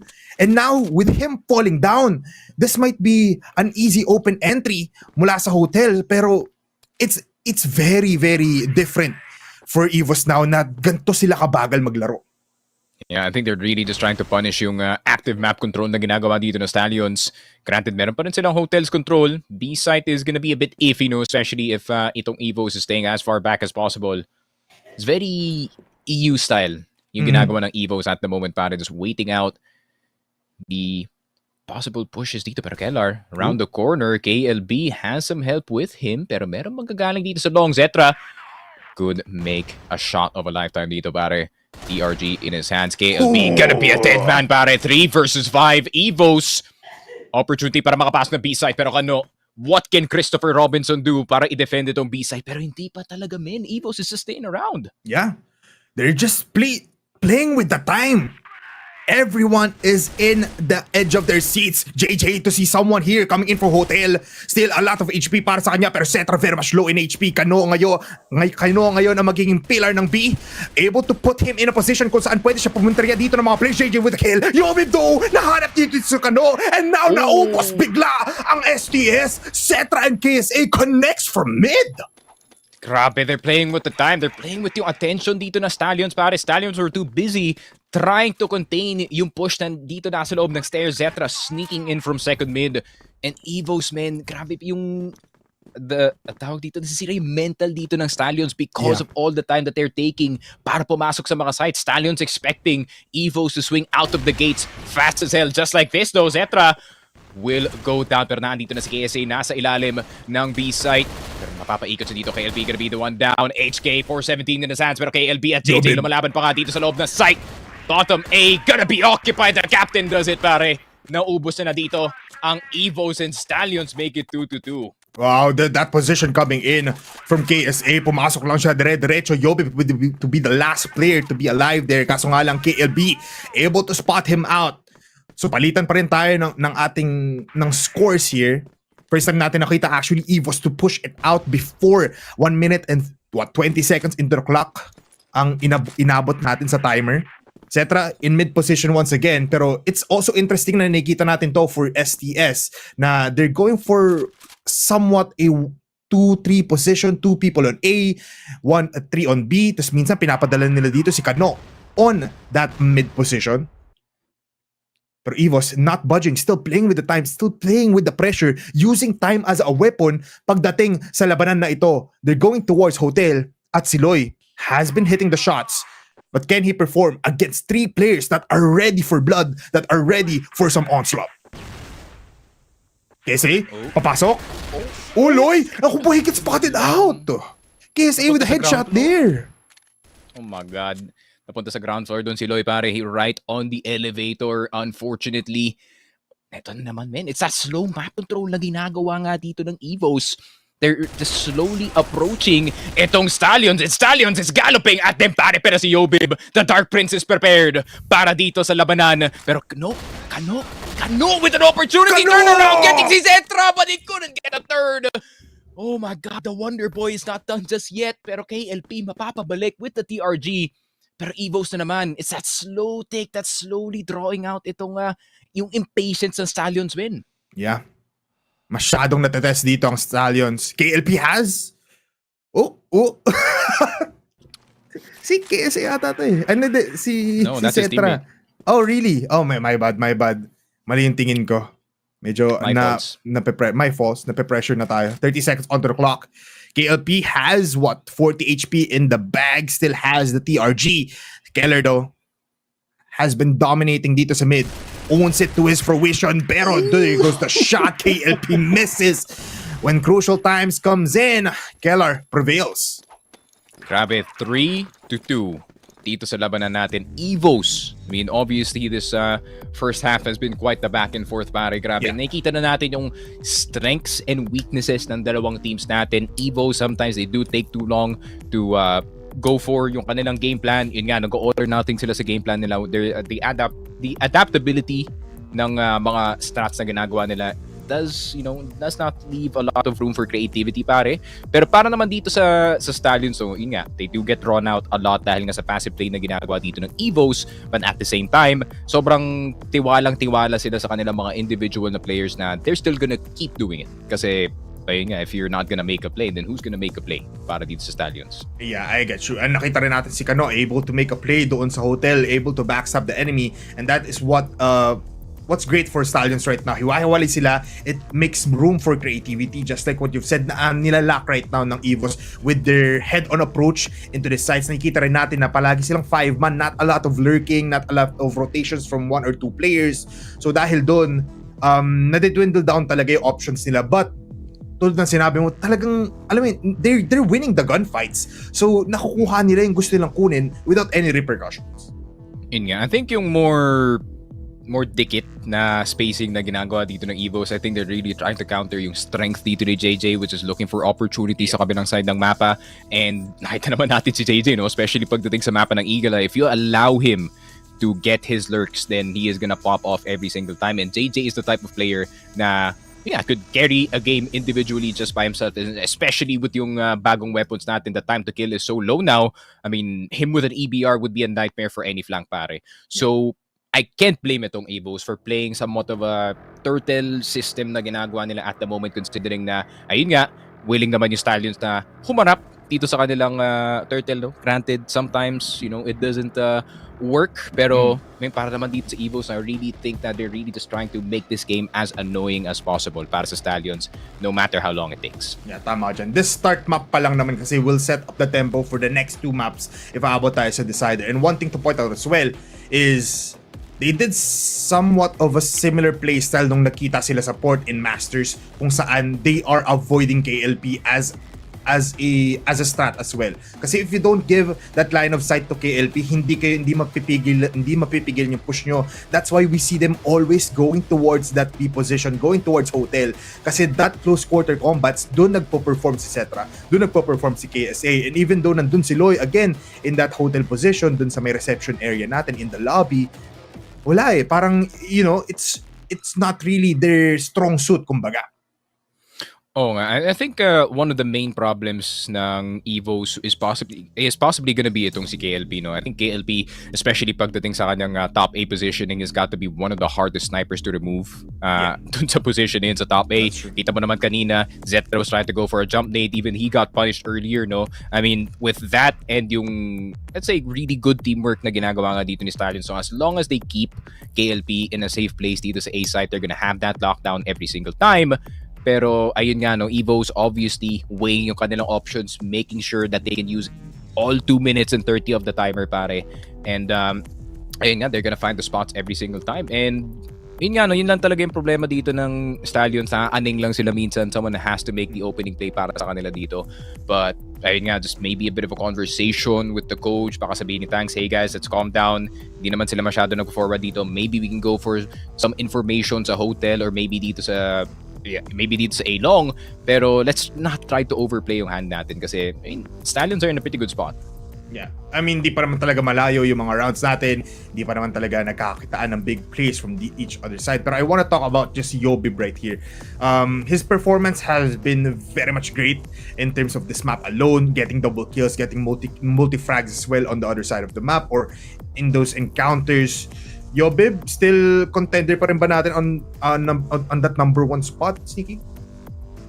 Yeah, he's kind of tapered off a bit, pare, pero we're gonna have the entire season to prove that naman, no? Yes. Na he could keep that best rifler spot dito sa Pilipinas. It's kind of occupied by a certain 15-year-old at the moment. So, ayun nga, para kay Yobib, I feel like giving him an EBR made the most sense nung EWC pa lang kasi multiple times na nakita ko na si Yobib na nagsistream ng FFA niya. He is a god when it comes to the EBR. So now, we finally get to be shown what he's capable of pagdating sa weapon na to, especially, right? It's a weapon that does take a lot of siguro yung mga small moves or small intricacies siguro, kagaya nga ng where do you place yourself or kung anong do you commit to the actual spray. Parang madami kang kailangan isipin if you're an EBR player because the possibilities are endless with this weapon kasi in my opinion, this is the best rifle dito sa laruan. It's not the HK. Para sa akin, I think the EBR is way better than the HK. HK, merong use cases naman, yun nga, one tap, great, but you can't spray with it, pare. So, para naman if you have really good EBR players on your team, kagaya nga ni Yobib, entries, support, or entries and on the support, it's gonna be so easy para sa EVOS if they can use it correctly, pare. Yeah, and speaking of like fraggers, just like Yobib, si KSA also is showing us a game right now on that position kung saan siya papasok, together with Cetra, together with Yobib. He is actually getting the kills for himself. nakita natin, just like what he did before, and even in the EWC, he is leading his team towards victory. And it's just nice to see na hindi kailangan mag-effort masyado nila Kellar and the other players of EVOS, because they have these kinds of players na papasok lang pero hindi mamamatay agad. It's an entry fragger that will give you actual frags. Yeah, for sure. I think I'm actually surprised na hindi pa pumunta ng AK-47 itong si KSA, considering na it would be, matching his playstyle a lot more run and gun. Obviously, AK went from the tap-oriented to spray-oriented weapon na tayo ngayon.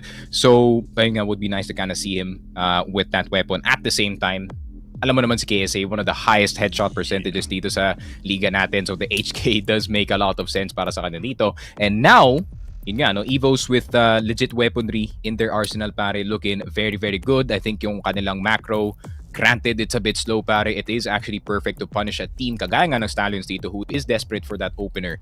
And, ayun nga, overall, team looks really good at the moment with real guns, pare. Sobra. Iba talaga with the added guns right now. EVOS looking pretty good. And para lang sa mga viewers natin dyan that haven't been in the mix of Crossfire, si KSA po ay naging top 5 sa fraggers natin last season with a total of 250 kills, which means this man is really insane. As a fragger, as an entry, he is providing you with a lot of firepower. Pero enough about EVOS muna for now. STS, their run in EWC is gonna be a talking point for most of the regionals. Top 4, marami nagsabi din, top 4 internationally, STS versus top 1, which is EVOS dito sa Pilipinas.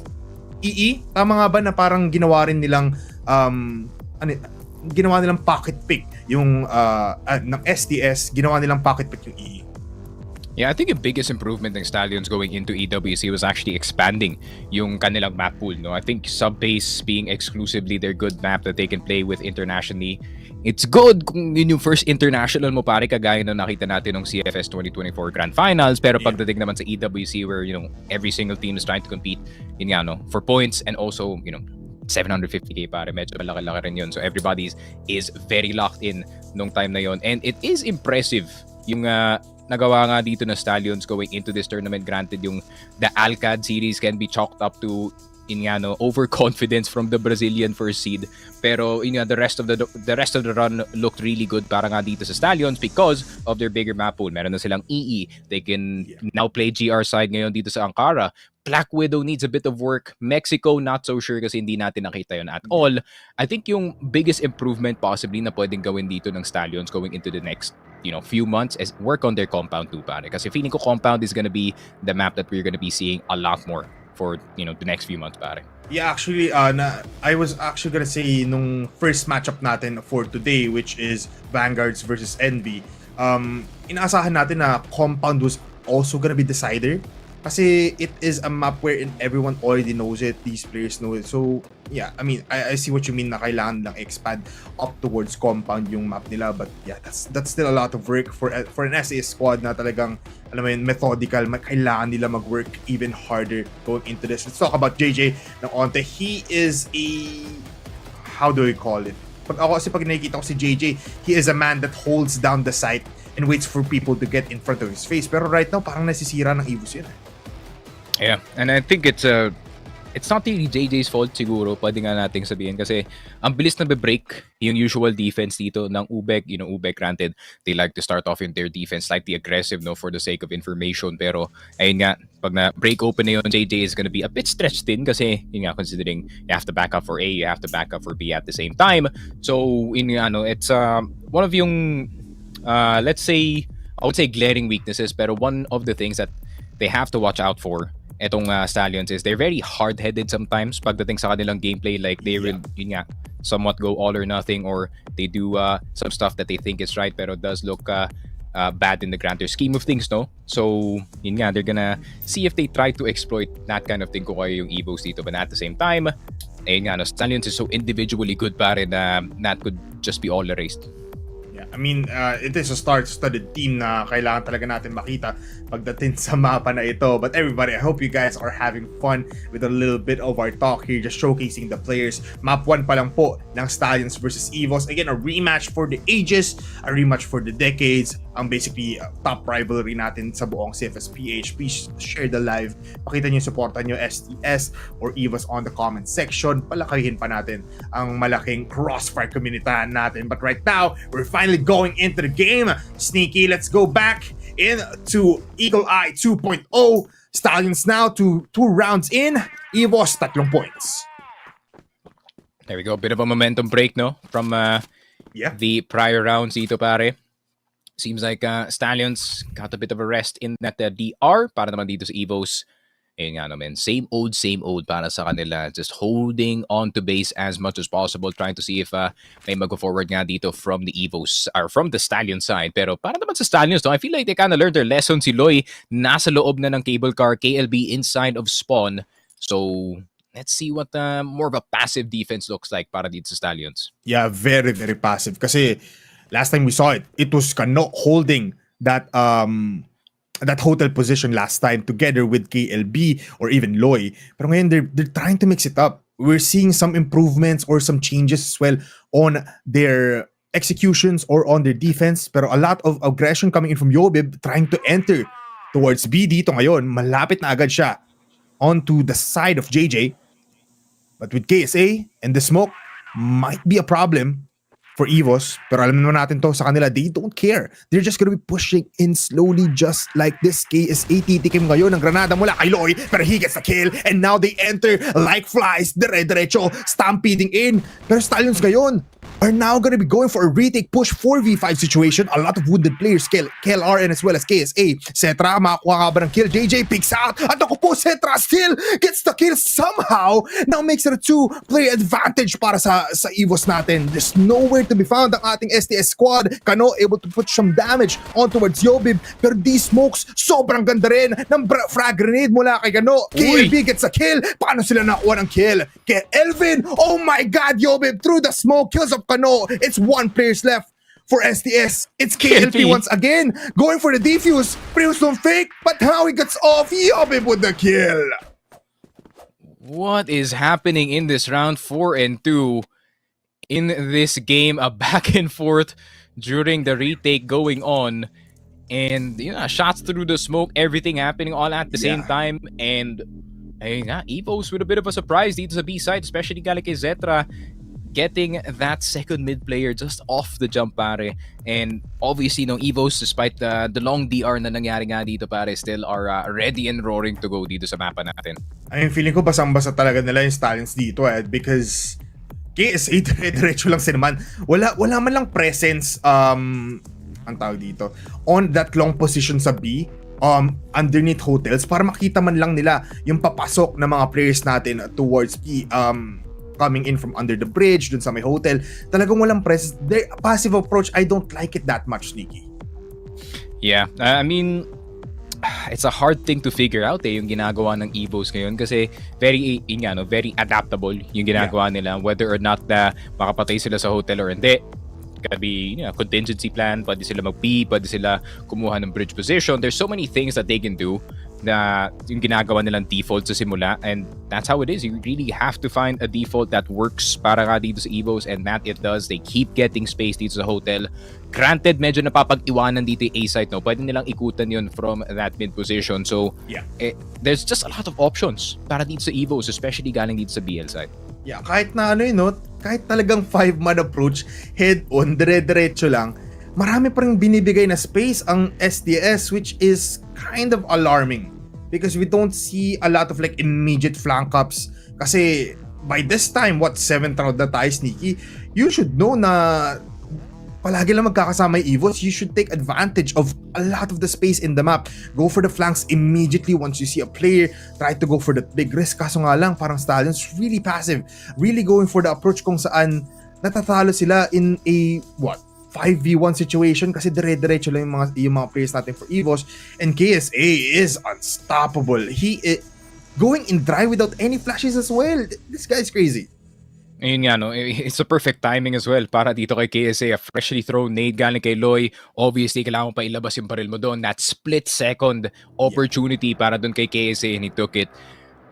it's just about these small timings na nakukuha ng EVOS every single time, and yun nga, no, it's the clock. They're really using the clock to its fullest extent. Hindi lang na tinatagalan nila yung push, they're also pushing at random times. So it's Stallions trying to guess kung anong oras pa talaga mag-execute itong EVOS, but EVOS doing a great job of kind of mixing it up as well. They're throwing flashes and nades all over the place, pare. So, you know, di ma-figure out ng Stallions at the moment. Yeah, they can't figure out, pero I think we'll be figuring out some technical difficulties after this short break.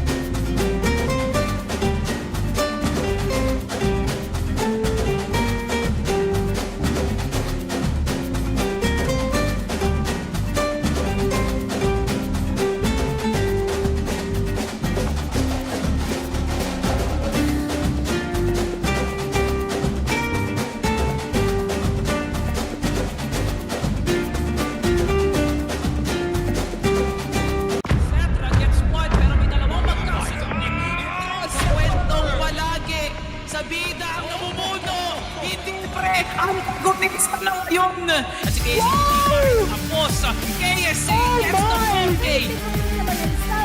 KNP, yo, babe, with that spray down. Oh, for him, KSC.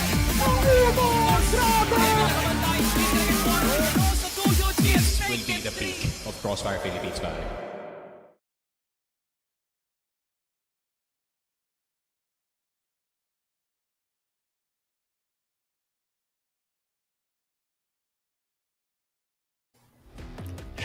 Yun na nga, hello and welcome back to the CFS 2025 Regional Finals Philippines. Nandito na tayo sa ating second matchup of the day. Ang ating featured matchup, Stallions at itong EVOS. Sneaky Frog Bipolar back on the mic para dito sa ating laruan. Eagle Eye pa rin ang ating mapa with EVOS with a slight lead going 4-2 pare. It's going down sa Eagle Eye. Yeah, I mean, the firepower, the domination, the executions of these teams right now have been something to look at. Talagang EVOS ngayon, going head on, wala nang ibang ginagawa kundi push ng B, push ng B, push ng B. Tapos pag natalo, lipat tayo sa A. Pero right now, they've been getting a lot of wins on B, so it looks like the train is not gonna be stopping anytime soon. Stallions lacking in a lot of like forces pagdating sa defense, pagdating sa retakes, palagi silang napupunta sa kamay ng EVOS. Ayun nga, no, it is one of the things na ginagawa dito ng EVOS specifically para dito sa Stallions, which is yun nga, no, wait around for a bit, try to draw out itong si KLB or itong si Loy or itong si Kano for those early peaks, and it's worked time and time again para sa kanila dito. But at the same time, pag kinigreet kasi ng Stallions ng passivity, itong pagka-passive dito ng EVOS, then ayun nga, the amount of space that you can get dito sa mapa, kung kaya yung EVOS, I mean, you can set up basically anything at this point. Ay, naku po, Sneaky, it's gonna be a hard time in this matchup kasi it looks like it was actually 4-3 pagdating sa ating before the break. So, round 8 na tayo dito. Any thoughts kung ano nga bang sitwasyon natin dito? Kasi there's nothing really to say. It's these two teams batting it all out and EVOS taking the lead. Yun nga, leave your bags at the door, brother. Pero yun nga, and it's just an additional point para dito sa STS. I think para naman sa EVOS, I think what matters para sa kanila is getting back into the game and starting to play Crossfire again. Kasi when we take a bit too long with these dead rounds, para you do lose some of that magic that you did have dito sa early part ng round, and yeah, Stallions can take that opportunity and get back into this game. So yeah, gonna have to wait and see kung ano mangyayari dito. Yung hope ko na sagot para dito sa Stallions is they start working on yung kanilang A aggression, maybe something in A long, kasi ayun nga, no, with the lack of presence na meron dito yung EVOS pagdating sa A side ng mapa, with the exception of one player, then baka yun nga, no, that could be the opening that they could need dito sa Eagle Eye. Tama ko dyan, see. Ang dami talagang nasasayang na space na pwedeng paglaruan ng STS. I know, we get it. Passive kayo, you need to be methodical, you need to be waiting for the players to push in. But with this kind of firepower, with this kind of push na ginagawa ng EVOS, take care of that flank up, take care of the back position, i-backstab niyo yung mga players na to.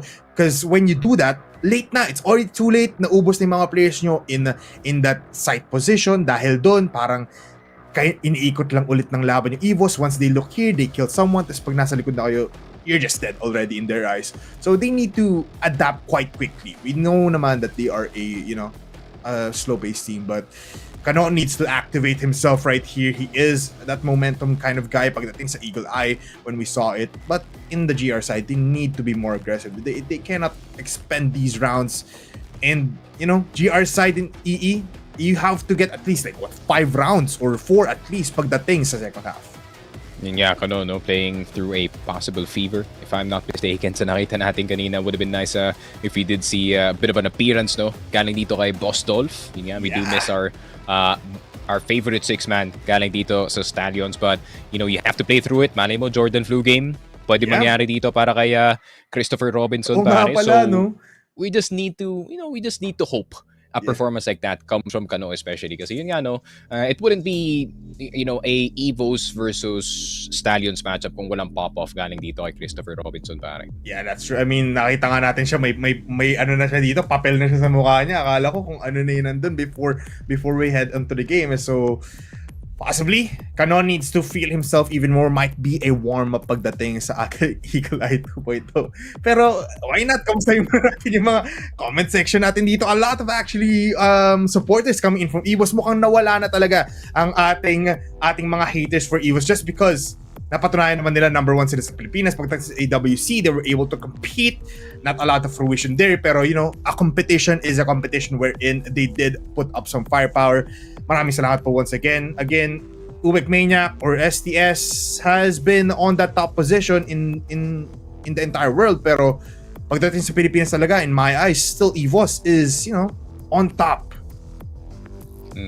I'm just happy na both of these teams are actually getting the resources that they need, no. EVOS coming in, definitely left field yung sponsor na EVOS, no, coming into a league like itong CFS PH25, but the welcome addition either way, decided to stay kasi yun nga, they realized that they have the best team possibly in the Philippines coming out here. Stallions especially, man, I did meet yung owner ng Stallions, super nice guy, willing to see the future, believes in his boys, granted with how young Stallions is, no, parang feeling niya daw hawak niya na yung future dito ng Crossfire, para hindi lang dito sa Pilipinas kundi dito sa mundo. So, yun nga, no? Unlimited resources for two young teams. yun nga, no, recipe for possibly an era of Filipino Crossfire back at it again. I mean, hopefully. I just wanna talk about something else muna, Sneaky Frog. Onting refresher muna kung nagpapahinga ating mga teams. Why not tayo din, di ba? There is another main event tomorrow. It is Execration Pacific Macta. Divert muna tayo away from this Eagle Eye map. Any thoughts on that matchup alone? Yeah, I mean, Execration, obviously, no, with the addition dito ni A7J, I think yung kanilang strat pool is gonna get a lot deeper, no, with two minds working together in the name dito ni ZYK at ni dito. I think yung biggest question mark lang talaga is the guy that is replacing itong si maybe or itong si Charleston, which is itong si D. So, yun nga, para sa ang biggest question mark. I have seen the kid play, pero I'm not so sure if he's prepared for something as big as itong regionals natin. But of course, we're gonna have to wait and see. No, I mean, I'm not the Execration GM for good reason. Para dito sa Pacific, man, this team could go global, pare.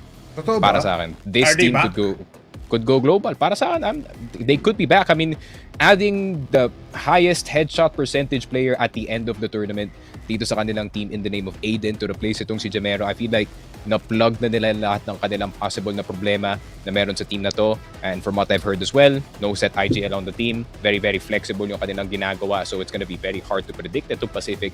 I think magiging downfall lang dito na Pacific is they're more individualistic na gameplay, pero depende na lang talaga yon with how MVA, Justin, and itong si Aiden is gonna mesh. So if those three can make it work, Pacific, man, could be another international para sa kanila dito, pare. Yeah, hopefully kasi I mean, Pacific Macta Pacific has always been in the hearts of the Filipinos, and now with Aiden as the addition player here, that is gonna be spicy. Might be spicier than this rivalry alone na nakikita natin dito. And for Execration, yeah, Charleston being out of the picture, masyado atang malaki ang kailangang tapakan ng new player nila for Execration. They were somewhat a 50-50 kind of team pagdating ng Masters, pero for this, against Macta of all people, my Execration heart might start to hurt pagdating sa regionals natin, Sneaky Frog. Ayun nga. So, hopefully, expectations are gonna be met, no, for Execration this time kasi time and time again, it's the downfall of Exe every single year. Obviously, last place dun sa kanilang stint going into last year, falling down into Impact, winning Impact and yun nga, no, winning Sting at some point. Pero unfortunately, para sa kanila, no, the downfall was also there nung start ng Masters natin with them getting top 5. I mean, I feeling ko there's maybe an unlucky cloud na nagpa-follow dito sa Execration, pare, kasi the roster is good, don't get me wrong. Follex and CBN on the same team, mind-blowing, pare, pero there's just something not clicking dun sa last roster na nakita nga natin, and hopefully will not happen with the veterans ni A7J. Yun nga, no, D being the new guy, maybe he could be guided by the multiple veterans na nasa team, can relate to the younger rookies na meron dito sa roster na to, no? So I think Execration has a shot. No pun intended, pare. Execration. Ando pa si Follex, di ba? Tama ba? Ando pa rin naman siya, di ba? Or Yeah, no? he's still there. He's still there. Nandun pa, man. Okay. So may shot pa ang Exe shot pagdating sa matchup na yun. I will keep on rooting for that team, pero again, guys, we're just waiting for this matchup to finally start. It's actually sad na di tayo aabot ng sub-base. It was almost, a 1-for-1 pagdating ng best of 5 series natin ng finals. I know you guys are waiting for this. Siguro kami muna ni Sneaky yung magsasapakan dito, magbabarilan on this. But we're just waiting nonetheless. Lahat tayo dito nag-aantay lang for the matchup of the ages. Again, let's talk about the coach as well. Coach Tanks, marami ring natutunan ata on EWC. Had some talks on some other coaches as well from the international level, especially from the Brazilian teams, if I'm correct. Si Coach Hiro as well, medyo naging active talaga pagdating sa pagkocommand niya ng team in EWC. Yeah, for sure. I think the most important conversation that any coach would have dun sa international tournament is actually talking to the coach ng Rock. I think if anyone talked to the coach ng Rock, shout out to Stray, by the way, yun nga, RU Legends finalist dun sa CFS back in the day. And ayun nga, if they get the opportunity to talk to Stray, ayun nga, you're gonna know so much about macro, micro, and everything about Crossfire kasi yun nga, no, where else can you learn Crossfire, no, other than a CFS Grand Finalist just like him. So, it was very impressive yung nagawa ng Rock nung time na yun ng EWC, and it would be nice if Tanks or yun nga itong si Coach Shane had a conversation with him specifically, no?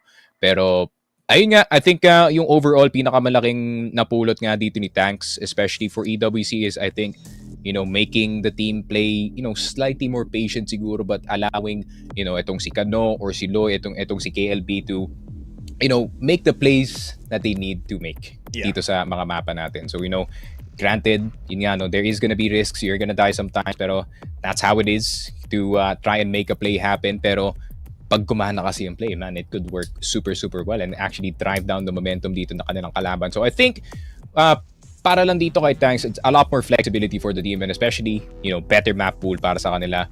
And I think para naman dito sa EVOS, no, I feel like yung better read on the gun meta, pare. Yun lang masasabi ko dun sa EWC run nila. Yeah.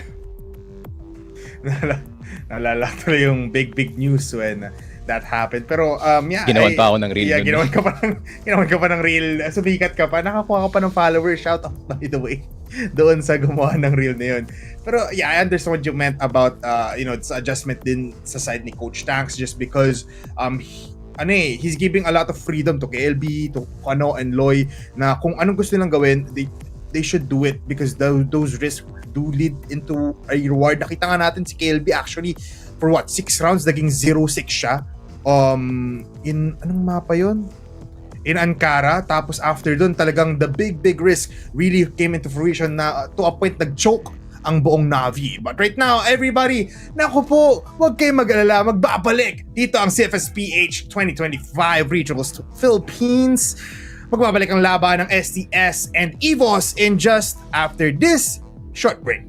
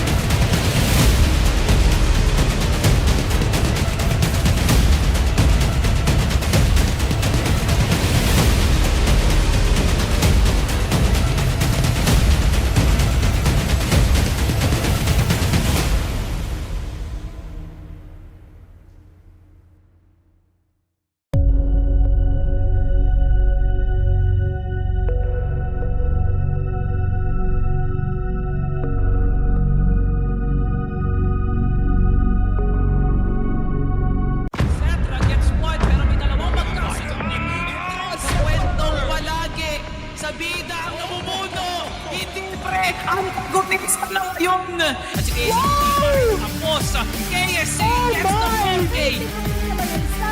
KNP, yo, babe, with that spray down. Oh, here comes KSC.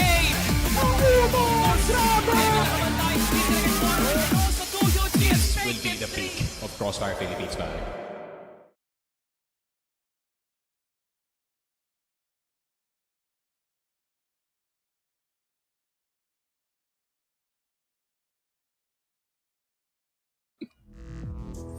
And let's go back into the action.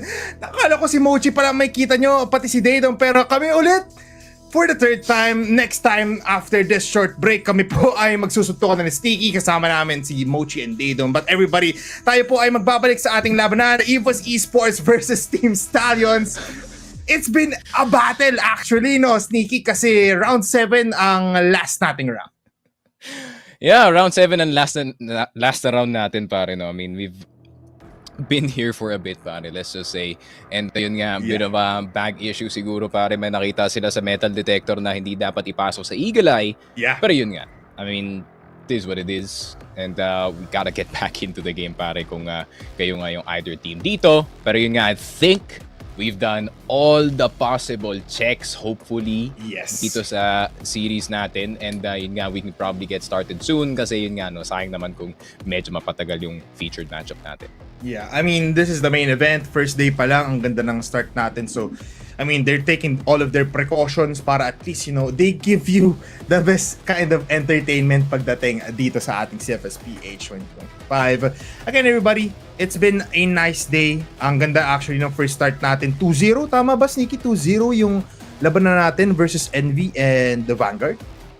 Yun nga, Vanguard taking it a quick sweep up against itong Envy Gaming. Pare, yun nga, granted it was a bit of a rough start para sa kanila on compound, but yun nga, no, that second half recovery kind of made it a lot easier para sa kanila dito. Same story dito sa kanilang sub-base. It was all about that second half, as, you know, we do know dito sa Vanguard, pare. Pero, ayun nga, I think we probably will see better galing dito sa Envy Gaming. I feel like yun nga, no, could be first day jitters, as every team does have, no, dito sa kanilang first na series in the entire tournament. So, yun nga, no, hopefully we do see something better kasi hindi naman pangit yung first half ng sub-base ng Envy. So, yeah, that's true. Yun nga, points to improve para sa kanila. Tsaka ano, they are a reformed team kung saan we expect them possibly 5th place ulit or even top 4. Pwede nang labanan ang Vanguard even after the 2-0 sweep up. Vanguard though have been adjusting, improving. Hindi pa sila in best form tulad nga sinabi mo in that sub-base map or even on the second matchup or a second map in that best of 3 series. Pero they're improving nonetheless, especially with their new addition of players. Oh, for sure. I think everybody had the roster overhaul, no, going into yung off-season natin kasi especially knowing na it is the last push papunta nga dito sa tournament natin in China. So, ayun nga, no, I can't blame really everyone to try and swap around. I think yung pinaka-interesting para sa akin, ayun nga, no, was the Envy, ayun nga, Envy to, or not, Nomad to Envy move.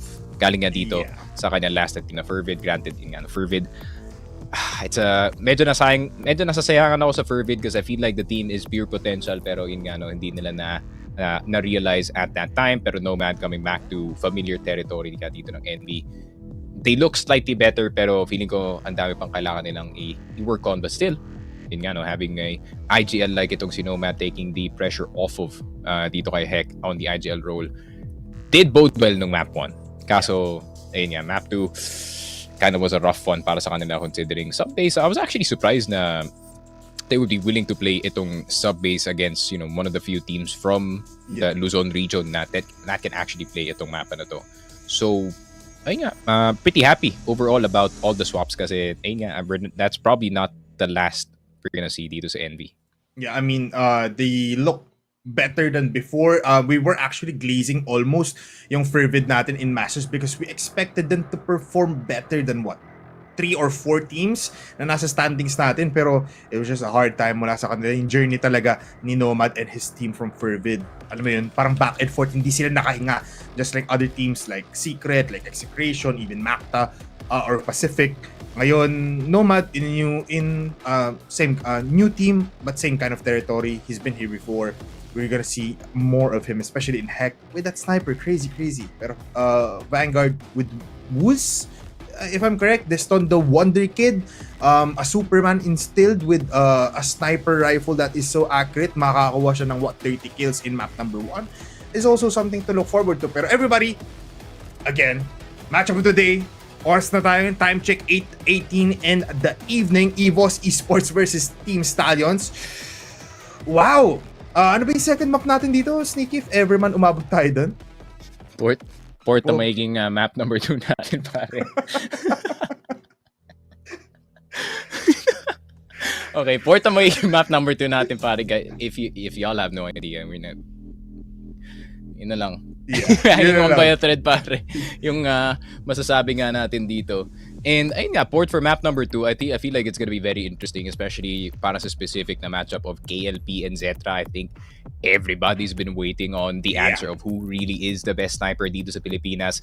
Granted, KLP has went further dito sa baka tournaments natin. He has shown good performances against, the best of the best. But at the same time, with the limited time na nakita nga natin kay Zetra dito sa EVOS, and even with the weaker sniper na AWM, he was still hitting very, very nice shots. I think he was 17 plus franks at one point sa isang EVOS game nila against Goken, if I was not mistaken. So medyo bigatin yung kalaban ng EVOS dito. And yun nga, Zetra, especially in that top 8 position, gonna be a very scary prospect para dito sa Stallions, and gonna be a big job para kay KLP to try and clear. Yeah, and it's also, iba yung playstyle ng dalawang players na to pagdating sa port itself. Cetra always taking that mid positions and prioritizing B as well. Not really a lot of A takes mula sa EVOS last time na nakita natin sila doon. Pero for Stallions, siya lang ata nakikita kong sniper na nagpo-push towards CA, if tama yung iniisip yung connector towards long A. Holding that position very much aggressive. You don't see that from a sniper that often. Tapos lahat ng tataas mula sa ladder in mid, doon siya nakakuha ng kills. And it's just free killings mula sa kay KLP on STS side. And in terms of statistics, nako po, Sneaky, I have a lot of statistics para dito, para pag-usapan natin. Actually, EVOS, pag BL side, 50%, 48 win rate lang sila dyan. Pero for Stallions, on the GR side, did you know na umaabot sila ng 70%? So, it's Stallions map to win if iisipin mo. Kasi pag nagpalitan na ng sides, 60% win rate lang yung GR ng EVOS. That's actually interesting, considering na EVOS, I would expect, especially pagdating sa mapa na to, would have, a slightly weaker na BL side, Pero as of recent rin kasi, they're starting to have some revelations on BL sides dito sa mga mapa nila, whether it is sub-base, whether it is port, especially, Nakita natin actually up against itong Pacific. And ayun nga, with that kind of map pool, I think yun lang yung that's one of the few things that EVOS does better kumpara nga dito sa Stallions, which is Stallions has a bigger map pool and they can play a lot, more maps a lot better. Para naman dito sa Stallions, they can play, yung limited map pool nila really good. So it's about mastery versus, options para dito. Pero yun nga.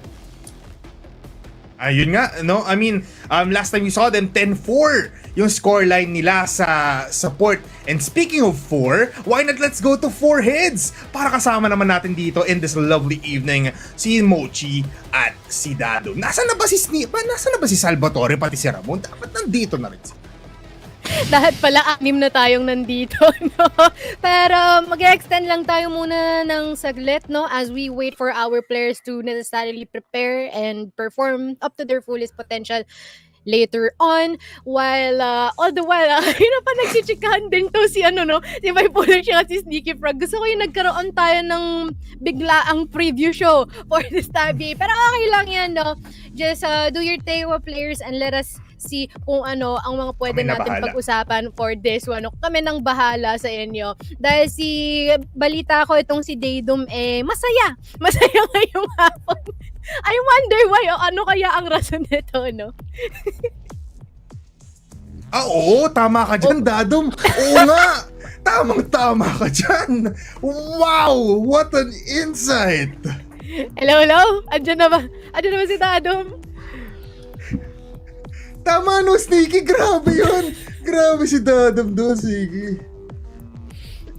Ay nako, pag naantay natin si Dadong siguro paalalahanan na lang muna natin. Ayun na ba? Hello, Andiyan ka na ba, boss? hello. Andito na ba ako? Yun! Alright. Siyempre, Mochi, masaya ako dahil ang ganda ng laban. Ang ganda ng laban ni Bipolar at ni Sneaky Frog dito sa ating caster's deck.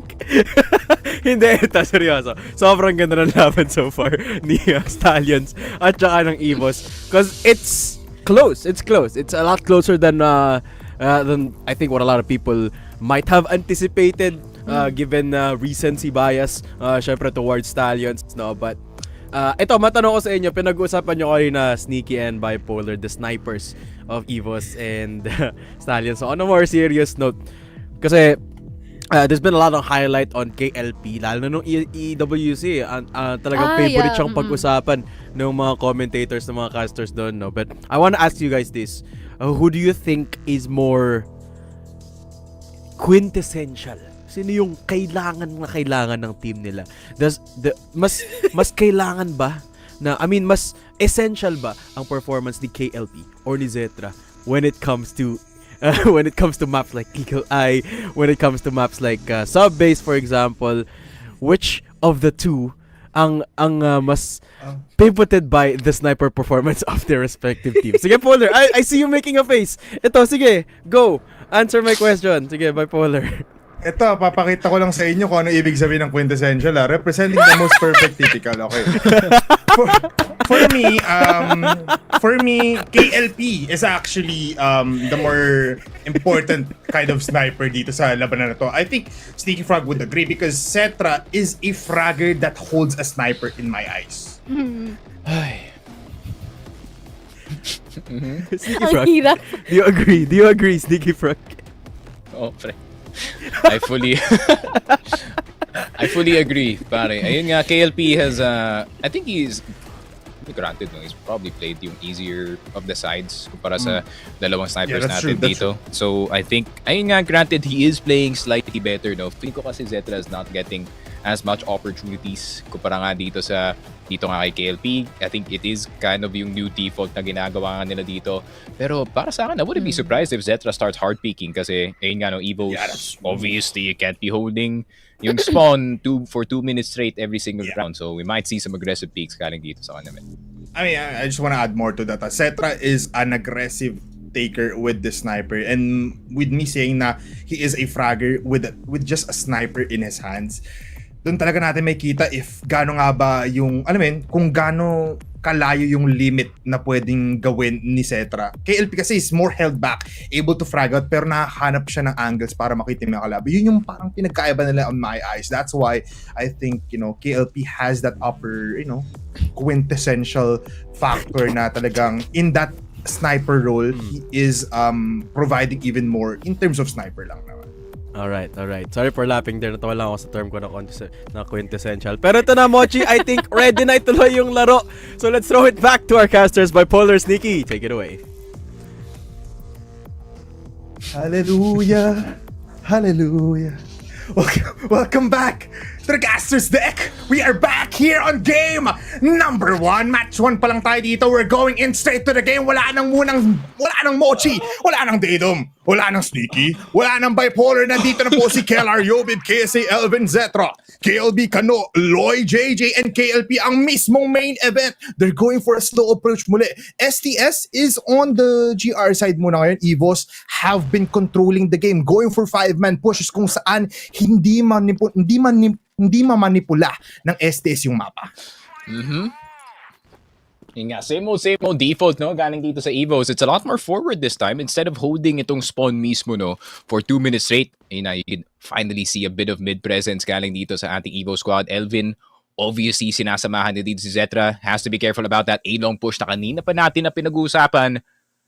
But of course, Stallions, same position para dito kay Loy with KLB helping him from the back. Pero problema, KLB, may kita na si Elvin swing from Loy, getting itong si Zetra. Can he get away in time? Killer still shot in the head.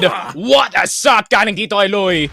Yobib na lang natitira and that's gonna be him down. Stallions stopping EVOS at the hotel, pare. And this is the Stallions that we saw in this matchup alone against Navi, holding that hotel position. Loy in that position is just too big to throw down. Ngayon, susubok ulit si KSA together with a sniper Zetra as well. So papasok kasi sila dito, pero Loy alone right now. Kasama niya naman si KB sa likuran, but not a lot of presence mula sa STS. May kita ata ni Loy dito si Yobib and a quick shot onto his body, kills him off, throwing some grenades, throwing some flashes para madali lang yung push, because alam nga natin na EVOS is playing like 4-5 man every time na nakita natin dito sa EE. Yun nga, KLB. Now actually holding itong hotel position natin pare. Loy right Palitan behind him. So palitan na KLB around the corner. HK could be very deadly if shot in the head at the right time. Taps are gonna go through. KLB getting to. Hindi nagpapapasok sa hotel si Dorman pare. Cetra. Last one left alive for the EVO squad. Tapped out dito sa ating submission pare. Ayun lang. Ayun. Anong nangyayari sa past 2 rounds, men? Stallions, they figured it out. Yeah, nabasa agad ng buong Stallions kung paano maglarong EVOS dito. And just like you said, the Doorman KLB sends the other players into the other dimension. Ganun yung naging paging manipula niya on that hotel side. And this is what we've been wanting from Stallions since round number 1. Kung paano sila mag-hold dito sa hotel, they should have done this from the get-go, from the beginning. Now, Kellar, holding this sniper, we know na naging ganito nga pala yung setup ng EVOS in port and as well as in EE. Let's see kung makakuha siya ng kills. Right now, not a lot of aggression, not a lot of playstyle muli, pero it's also curious, medyo nakakapagtaka na gusto pa rin ng EVOS mag-push out dito sa hotel, pero nowhere to be seen ang Stallions. Yun nga, no, not much aggression this time. I like the mix-up galing dito sa Stallions, no? So even EVOS are now guessing kung anong type ng depensa ang kanilang papasukan dito sa B. And it's actually very solid, no? KLB, as long as he has itong second mid under his hands, it is gonna be fine. Pero tignan mo naman, bit of a straight-up execute. Actually, on the B side, Loy peeking around the corner, pero KSA una makakuha sa kanya dito. JJ gonna be right down up next. USP, KSA speeding on through dito sa may RS, pero yun lang, di na nakita si KLP na nasa loob na smoke. 2 versus 4.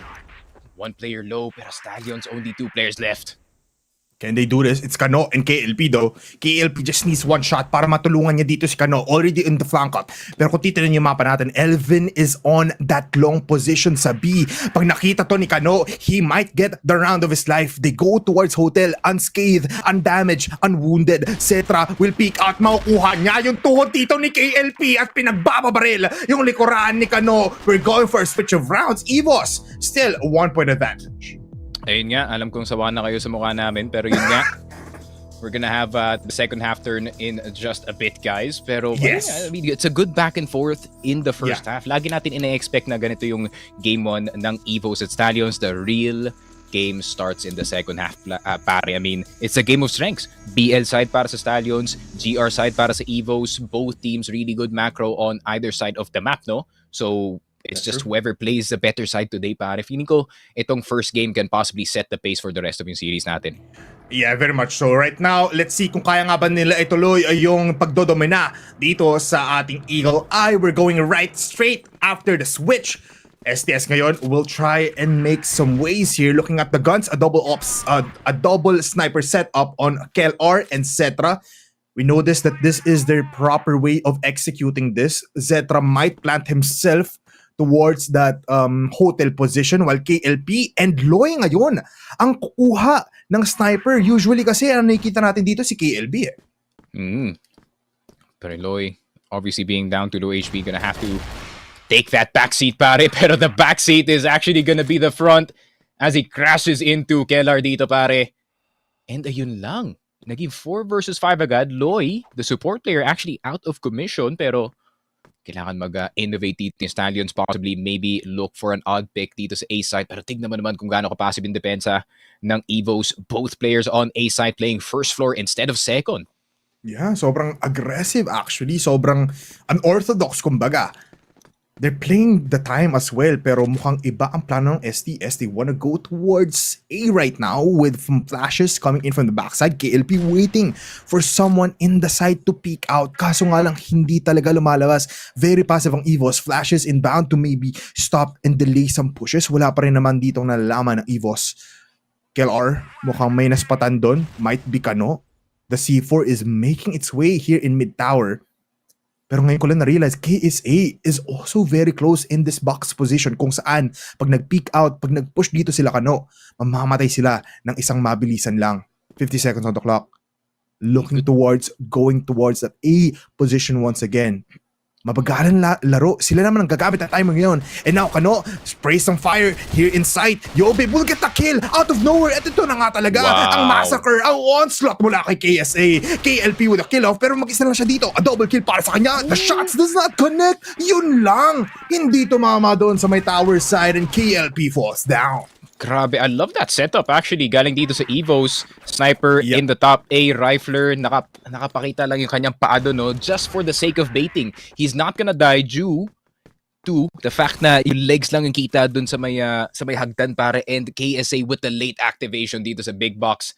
It's a gratefully crafted na crossfire dito sa A site that really just won them the entire round pare.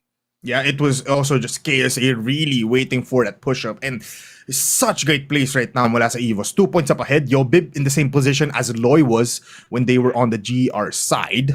Loy ngayon ang mauuna, hindi daw muna si Kano. Nakita nga dito sa KSA at yun na naman, Sneaky, pinapakita na naman yung mga bala. Loy will get the kill. And this is a good start for STS. KLP also activates. Nakuha na nga si KLR from that top position and all of A site is so clear. It's so wide open pero Elvin papasok agad without any of his teammates. Gets back, waits for his teammates to reconnect. Yobib in mid. It's a 3v5 situation. Not a lot of utilities for the side of STS anymore para ma-stop yung push dito ng EVOS. 30 seconds on the clock. Malayong labanan. It's Kano. Don't be stop here, Yobib.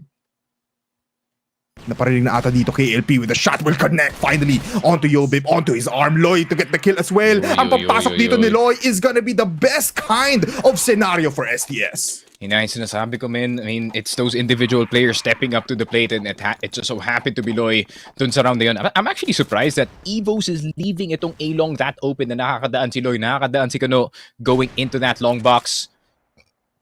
Pero tignan mo yun, STS actually deciding to stay a bit far back except dito sa B-long. Medyo minamadali na yung B-long. Actually, Zetra getting itong si JJ. Kano will also go down pero KLP will get itong si Elvin. Wow. Just a flurry of frags from both sides. And fortunately para sa Stallions, buhay pa yung kanilang sniper. Zetra is out of commission, pare. Yeah, palitan lang tayo dito. That's why KLR now holds the sniper in his hands, possibly wanting a quick frag para sa kanya. Pero KLP, good positioning here. Might spot out Yobib.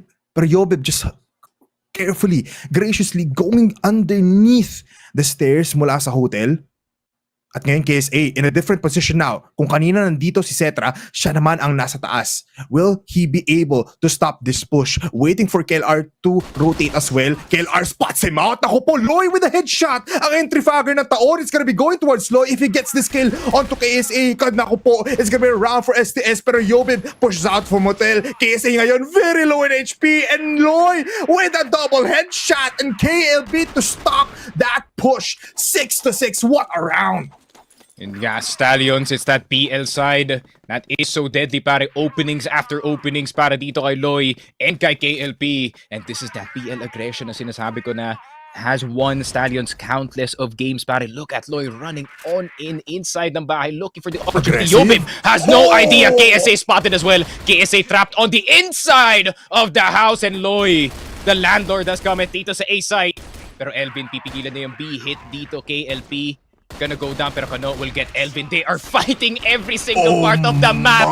Bipolar and they're winning every single fight. Grabe naman yun. 7-6 Stallions fist fighting their way to a 7th. Total world domination. Multiple angles, multiple sites being taken pero si Loy ang difference maker.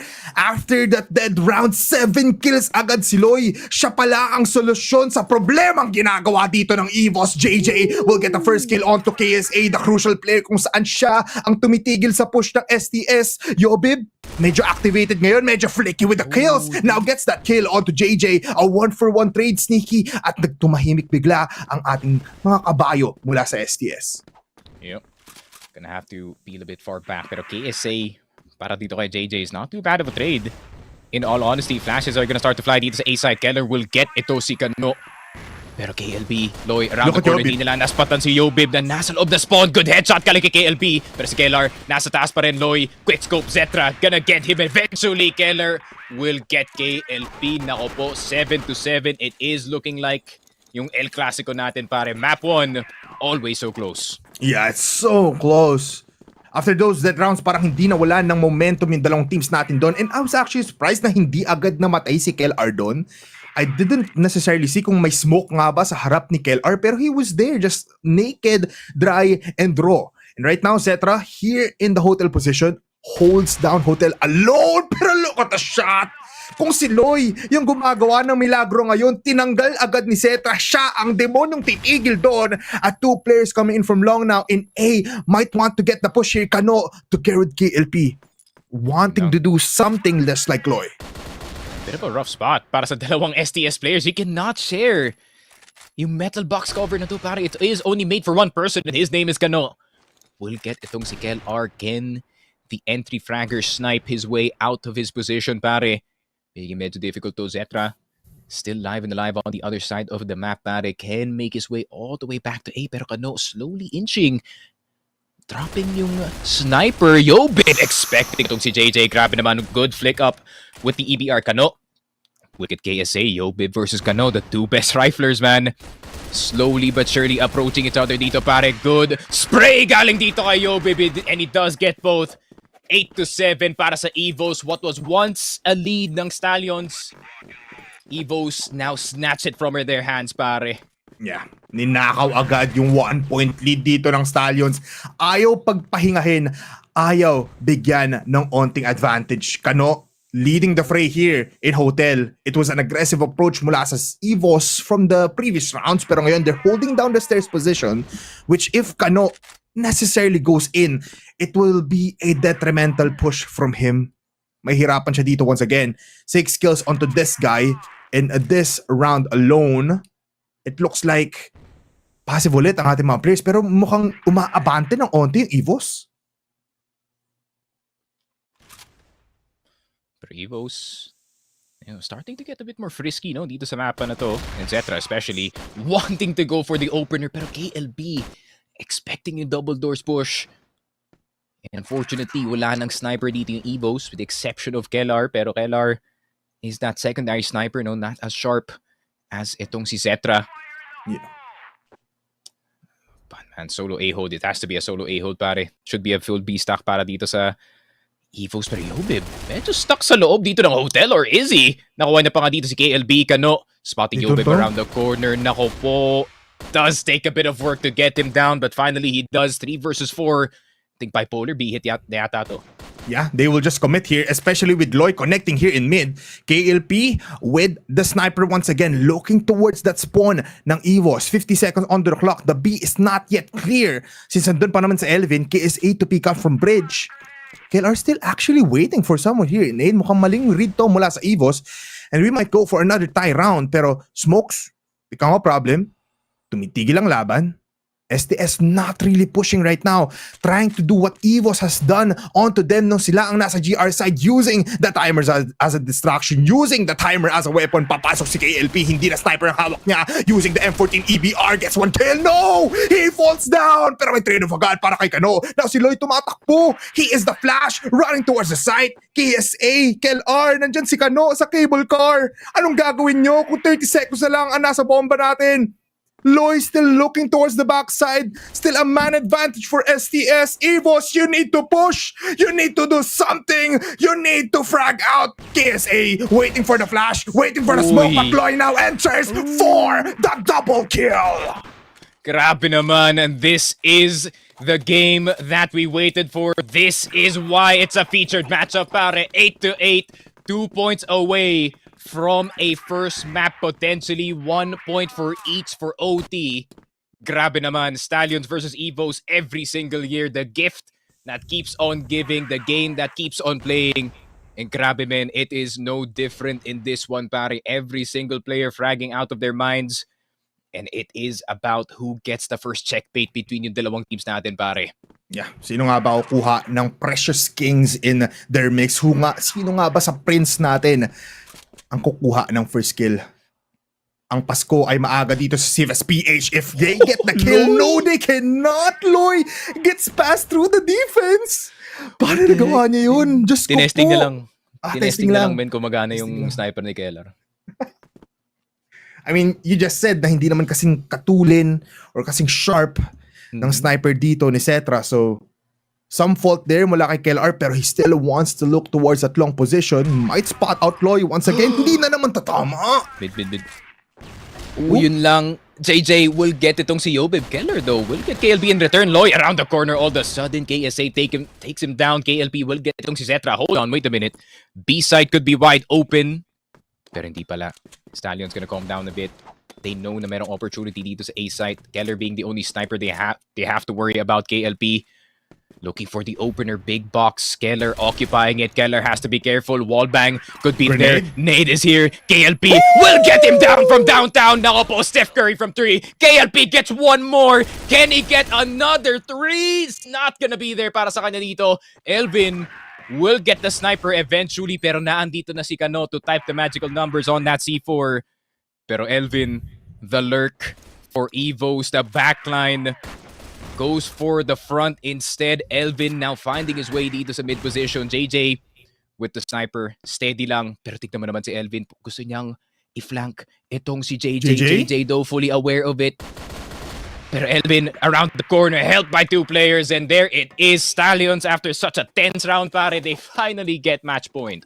Yeah, the match point right here. STS ngayon have been struggling, but now are rampaging through, are galloping their way towards a win in the first map. Sobrang hirap ng ginagawa ng EVOS dito that they've been dominating it so far. Pero mabilis ang push mula kay JJ with a pistol. Gets that kill onto Cetra, and B is so clear. Kailangan tumakbo ni Elvin, pero now he cannot get anyone. Yung shots hindi kumokonekta, pero it connects onto 2.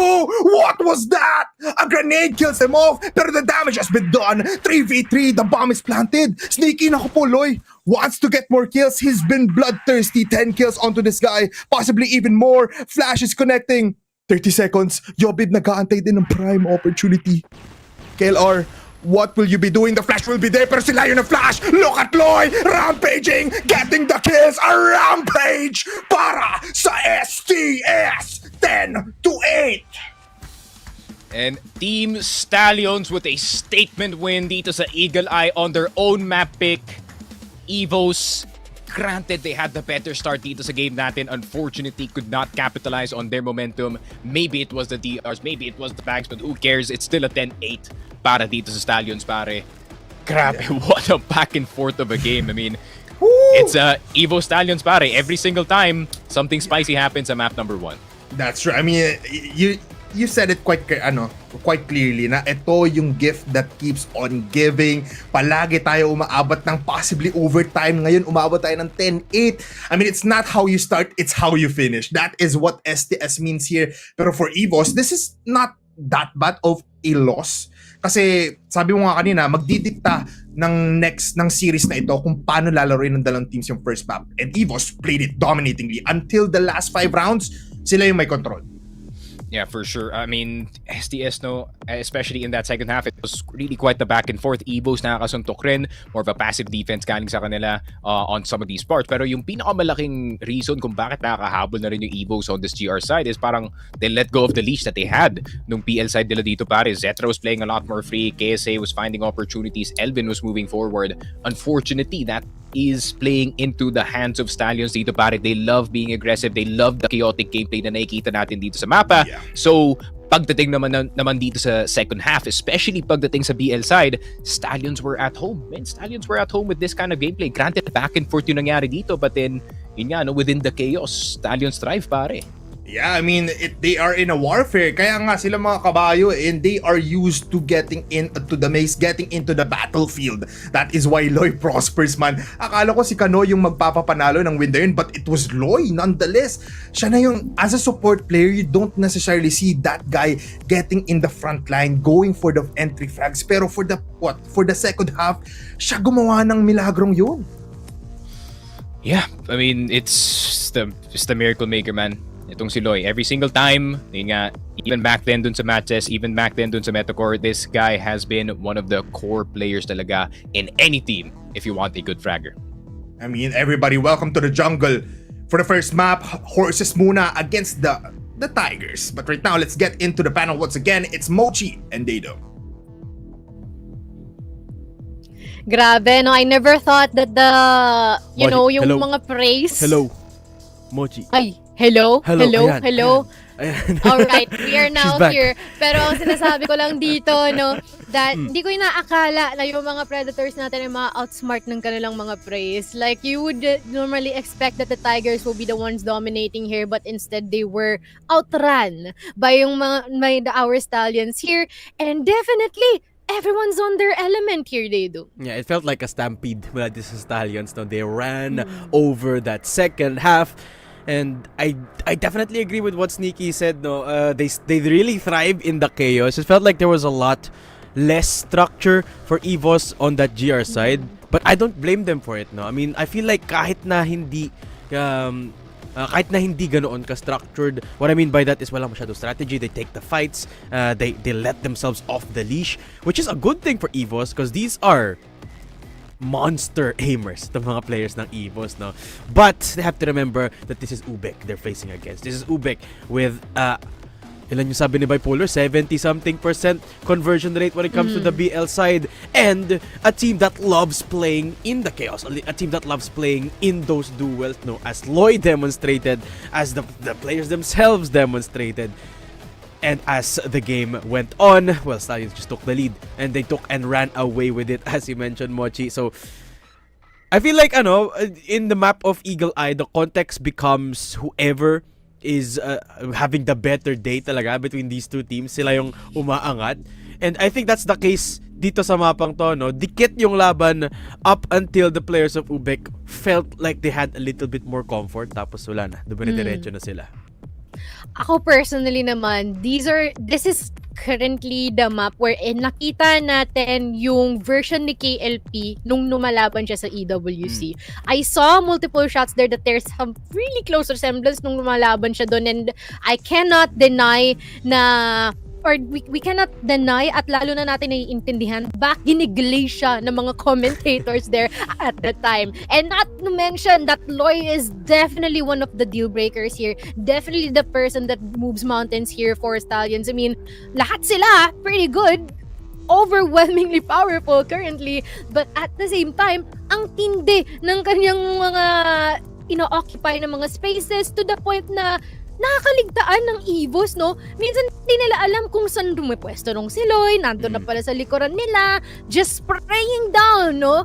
Just dawning hell on them, which is pretty much a really W map for them.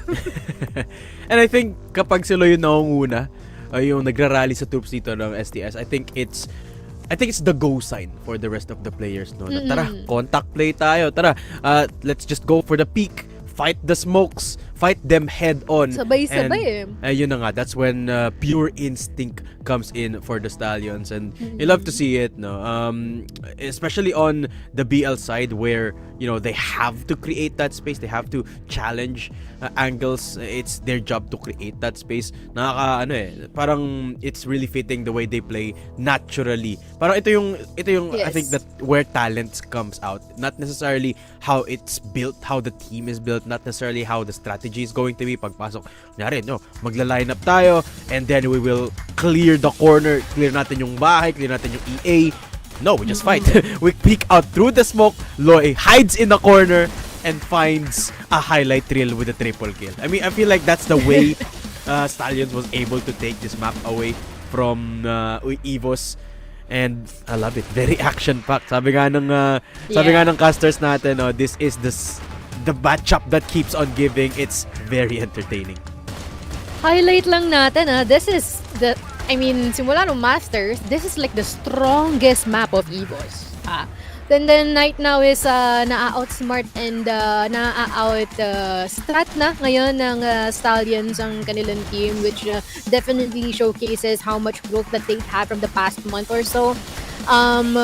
Dagdag na rin natin siguro that when it comes to like what you have mentioned, no, letting everything unfold naturally, no, supporting their strengths, amplifying their strengths, and working on their weaknesses. Kumbaga sa halaman, hindi mo siya pipilitin na tumubo sa clay eh. Alam mo yon, like you just let them, just give them where they should be comfortable in growing at, and let it all unfold right then and there. Pero ngayon, ito natin dito sa ating set summary here, Elvin and as well as Yobe with over 1 na ating KD, where hindi naman ganun kalayuan itong si KSA and as well as si Sept. There's been pretty much great plays from them as well. But on the other hand here for Team Stallions, definitely, sobrang lapit nila sa isa, just showcases kung gaano sila ka-close nag-work with each other.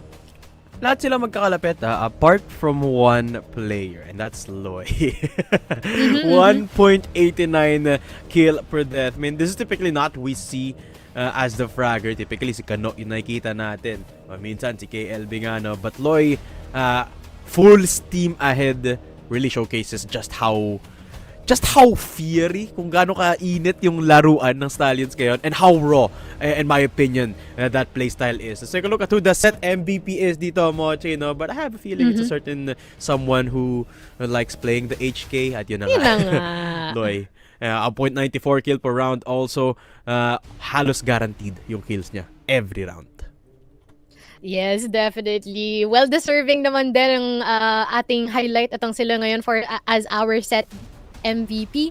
And maybe this is like quite of a new fresh breath of air. Kasi parang nasanay tayo, Kano, tas Kano uli, tas malilipat kay KLB, tas kay Kano uli. Pero right now, we're seeing this support finally gain the attention na kailangan niyang mag-gain for quite some time already. Kasi this is one of the players na parang kita mo tahimik lang, but at some point, biglang magiging explosive, and then he's gonna do it the next round again and again and again until the opposition don't know or don't entirely know what to do anymore. It's been prevalent during this time as well, most especially when meron siyang mga sinisipat, inaabangan in order to bounce upon their opponents, and gawa niya yung role na iyon ng maganda. Definitely more than a support, if I may say. And I love the way Loy achieved this set MVP din, no? If you take a look at the highlights, hindi siya raw contact. It's more on catching the opponents off guard. It's parang parang siyang combination of being very smart, a very smart player while also being very sharp. So hindi lang siya one-dimensional type of playstyle, and that evolution of the players is really what we're after dito. Pero, Mochi, enough about us. I think it's time to set up ang ating set number 2. Pero bago yun, guys, magpapahinga muna kami for just a bit. So ngayon, we'll just be having a quick break. Magbabalik kami after a bit. This is Daydom and Mochi. We'll be right back after this.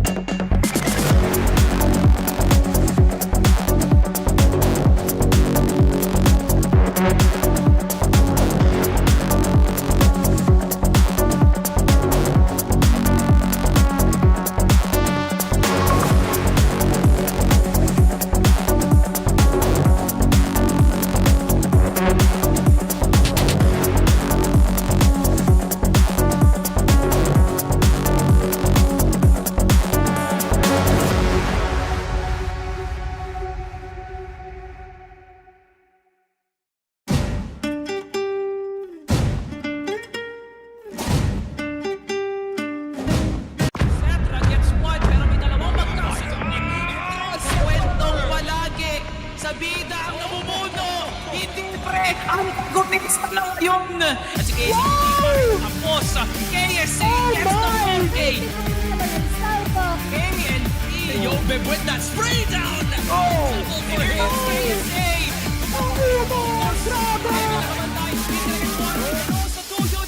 Will be the peak of Crossfire Philippines battle.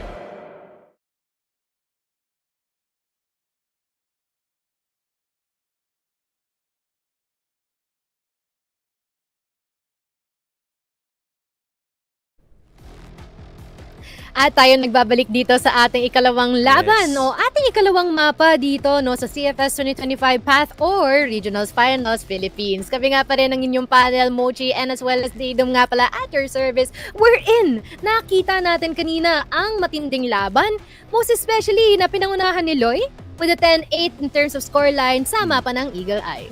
And the second map, this is going to be Port, Mochi. And this is the map kung saan tinurn around last time. No? Nung last time na naglaban tong dalawang to, Port is where EVOS started taking over the series. Kasi it's one of their signature maps. Arguably their signature map. No? Kasi it melds a combination of the way they play individually and their snipers, and on a map perspective, I think Port really fits the playstyle of EVOS dito. So, I wouldn't be surprised if this is a map that EVOS starts taking over again. Tingnan natin kung yun nga ang mangyayari. Halu-halong opinion yan. Pero, kayo nang bahala dyan. Bipolar and Sneaky Frog, take it away.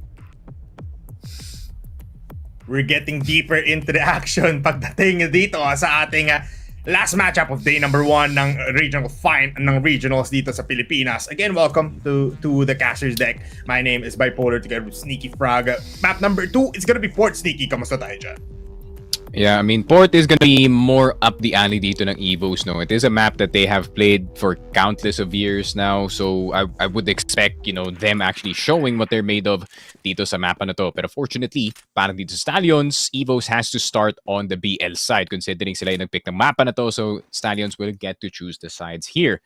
So, isang magandang depensa lang, honestly, galing sa Stallions, and they can make this game more interesting than it's supposed to be. Actually, it's crazy to see din na nakikita talaga natin yung mga adjustment ng players because last time na nakita natin yung dalawang teams na ito dito sa mapa na Port, STS was doing like what, a 1-3-1 setup, KSA, KLP on A, tapos isa lang on B, tas 3 players on mid. For EVOS naman, nakikita natin sila, they don't necessarily want to go too long because they know KLP is there. And they always push out B together with Under the Bridge. Pwede sila pumunta din on B, on A. Parang ganun yung setup natin. Pero right now, we're seeing some adjustments. We're seeing some improvement from these teams. Pero tatlong players right now will go towards mid, Under the Bridge. KLP might see somewhat. Yeah, I like yung ginagawa ng Stallions dito, no? Fully knowing that EVOS and their entire playstyle pagdating sa mapa ng Port, which is really important para sa kanila ang mid control. So them staying as far back as possible, just making sure that the entrances are occupied. Pero si Kano, tamang crouch peek. Ooh. Right around the corner, Zetra could provide an opening. Di naspatan yung ulo ni Kano. Oh, Kano actually spotting etong si Zetra. Instead, he still gets the kill, Kano. Finally gets the sniper. So wala nang sniper dito yung EVOS pare. They're still gonna have to recover that TRG. Pero medyo delikado ang kanyang posisyon. Out of nowhere, Loy gets itong si KSA from the LB position. Yo, Bib will get KLB. Kano does get a quick trade on his captain. 2 versus 3. B-side could be wide open pero naandito pa si Loy pare. Yeah, he's been hot in his hands pero mamamatay agad siya. A 2v2 situation now wherein magre-retake ang buong STS. Elvin and Kel are nasa site na. They will be planting the bomb so much time. Kano, this is some of his maps that he can necessarily provide some fire damage just like this. Able to spot him through the smoke. Headshot pa nga tinamaan dito kay Kellard. Si Elvin na lang ngayon ang titira in this site. Wants to hide out in the corner of the map. Kaso alam dito ni KLP, they will be flashing him out. Oh, aabusuhin lahat ng angulo at si Elvin ay mamamatay. He will give the first round to SDS. Grabe, and a really nice first round read galing dito sa EVOS, no? They're gonna recognize na it is gonna be an immediate mid take para dito sa EVOS rather, and Stallions actually getting the good read going dito sa defense. Curve is occupied. I mean, top A nakatutok dito sa may RS, making sure na walang nakalagpas. Granted, Zetra did get JJ, but at the same time, it felt more like a bear trap, no? More than a defense yung nangyari dito. Very, very, very sloppy push as well from EVOS. Nagkahiwalay si Yobib doon as well as Cetra here on bridge going towards the GR spawn. Ngayon, it's a similar kind of playstyle. Pero look at this. It's the second player of STS getting in this position towards House B, if I'm correct. Pero CA control pa din ang pinaprioritize dito ng buong EVOS. Bit more of a passive play, no? Galing dito sa EVOS. Not much in terms of mid control. Pero top 8 position though. KLP, hindi niya nakasama dito si Kano. So, in terms of help, it's gonna be a bit of a struggle para dito kay KLP to try and look for it. KSA looking for the anti-frag, pero KLP on the backside gets the pistol out, pero KSA will survive the 2 bullets on his head. Nate's gonna go through. This could actually kill itong si KSA on the top 8 position, and that it does. It takes 2 nades. Grabe naman, men. Nagkakahagisan na sila dito ng bato. One more. Dito sa exit, Loy and KLB get another one. Pero si Kano in that lurk mid position, aware kung saan manggagaling dito si Elvin. On long A, double exit push, quick scope, pre-fire galing kay Zetra, getting KLB. Possibly, what a flick galing dito kay Zetra. Keller still live and alive dito sa bridge, and EVOS. A scrappy fight on the A side. And lahat ng Stallions players nag-file on in dito sa exit, pare. Not the best spot to play in. Yeah, and in front of Cetra, you do not want to be in that position. He is a god with the sniper and he is aggressive with it. Medyo aggressive na rin tayo dito, coming in from Kano, putting himself into CA. Looking towards possibly stopping the push here on Kel R, pero another slow run possibly for STS and EVOS, trying to get some early pickoffs that will give them an advantage in this round. Pero what a formidable start mula sa EVOS, because they've been getting into scrappy fights, just like what it said, medyo sloppy din yung pag-execute nila, pero getting into the wins, they are dwindling down the options just like this. Kano able to kill off Kellar. And a very important pickoff, no? Kellar, one of the anchors of the defense dito ng EVOS. And ngayon, gonna be split in two yung possible offense na makikita natin sa EVOS, possibly attacking LB and itong CA at the same time. Pero yun nga, with one player down, it's gonna be a slightly harder to look for openings dito sa mapa na to. But with Zetra, possible ninja opportunity to try and get one. Pero si Kano, alam niya na may pwedeng lumabas around the corner. Zetra looking for the curve player na si JJ. Zetra starting to fire those guns. Pero Kano, a bit tempted to try and go for something, pero naaamoy na may nakatingin sa angle niya eh. Yeah, lasang-lasa niya na eh. Kaso, sabi na ata ni Coach, huwag mo gagawin yan. Sabi ni KLB, sige, testingin mo, matitikman mo mamaya after this match. Pero let's see kung ano nga bang plano dito ng EVOS, trying to go towards B right now. First time after a lot of presence in A. Pero with the 45 seconds on the clock, mukhang they're looking otherwise. Mukhang A or mid push muli ang gagawin nila, going towards steel doors now. 35 seconds in, dalawa ang may kita nila dito. Hindi na mag-isa si KLP. He does have Kano behind him. So here comes the flash, here comes grenades. Good flash, good shots coming in from Kano. Masusunog dito yung katawan ni KLP. Pero JJ and Kano now join in hands. Dito sa A, they see the C4. Mag-isa na lang si Elvin. This man has been questionable as far as we know, and now he gets the shot in. JJ with the kill. Yeah, 2 and 1. Stallions back on their action, no? Being back on the default that they used nung kanilang first round win, no? Which is just that top 8 position para dito kay Kano. It doesn't really have to be Kano committing to this mid fight every single time.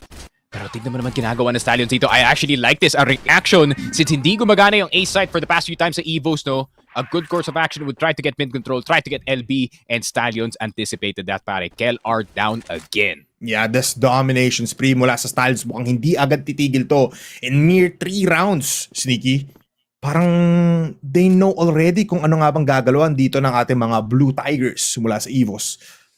And naging default play na lang to ng EVOS for now eh. Just take mid control. Tingnan natin kung may papipitas tayo sa bridge. Possibly here in CA, connecting onto long A. If not, let's play the game. Let's play the long game. Let's play the timer instead for these fights. KLP has been hitting the shots not that greatly. 1 minute 30 seconds. Yung C4, by the way, ang layo pa pala. Nasa steel doors pa. Yeah, I don't think they plan on pulling the trigger dito sa B side. So I think it's just gonna be a bit of a convincing fake para dito sa B for all three players to stay. Medyo mahirap na rin kumuha ng B-side, especially ever since the gun changes, man. The HK, EBR trying to run through those weapons are a pure nightmare, pare. So, multiple flashes, multiple nades, maybe something to distract itong Stallions. But are you seeing this, man? Bit of a mid-presence para kay Zetra. If he can slip by dito sa my curve and get an angle on one of these players, napaganda nito. But look at the anticipation kind of kay JJ. He knows na may magagaling dito sa curve. Lloyd, catching itong si KSA na may nade sa kanyang kamay. Elvin surprise, and that's gonna be Zetra down too. Nako po, the towers fall para dito sa EVOS spawn player. Last alive, Kano. Grabe, hindi man lang tinamaan ng isang bala doon. 3-1 for Stallions. At the same time, you see the moment na nagsasnack na papasok itong bear trap natin, pare. Yeah. As soon as Zetra entered mid, got dinked by JJ, alam na agad ng Stallions kung ano gagawin ng EVOS. Yeah, they know it and they put the traps beneath their feet. 10 kills already on Kano. Hindi makagalaw ang buong EVOS dito, pero Yop and KSA will get those kills. Oh! JJ with the triple kill. At ngayon, mamamatay din naman si Kellar. Kano will the kill here in mid. And it's a 1v2 situation kung saan si Elvid na naman ang titira. Kanina, 4 ang kalaban niya. He doesn't have the bomb. He doesn't have the C4. No more HP para sa kanya. At pinaglalaroan ng buong STS. Dito si Elvin. What a play mula dito sa STS to hold it down and to stop the push dito sa House B. Yeah, Elvin, half HP and an EBR in his hands, pare. Not the best situation to be in. Tignan mo naman nasa yung C4 bipolar. I mean, middle of House B, wall bangable spots everywhere. Elvin gonna have to dissect this round and see kung if he can isolate some 1v1s dito sa 1 versus 2. But then he can also take his sweet time and just stay in that A site. Concede the 4th dito sa Stallions. Maybe try and cook something up dito sa next round natin. Yeah. Pero wala eh. Feeling ko, Elvin's feeling like na maghahanap dito yung Stallions, pero knowing Stallions, di na yan eh. Mm-hmm. I mean, we know them as the humble team. We know them as the, stay put na lang na team. So they have the C4. They have the game right here. They won't even push. Elvin ngayon, contemplating his decisions on possibly na maasim na players coming from STS, pero hindi yun yung nakita niya. He will meet his demise in 35 seconds. But right now, he's going towards House B. This might be a possible for a clutch up. Elvin, you need to hit the shots right now with the skill. It's Kano with the headshot.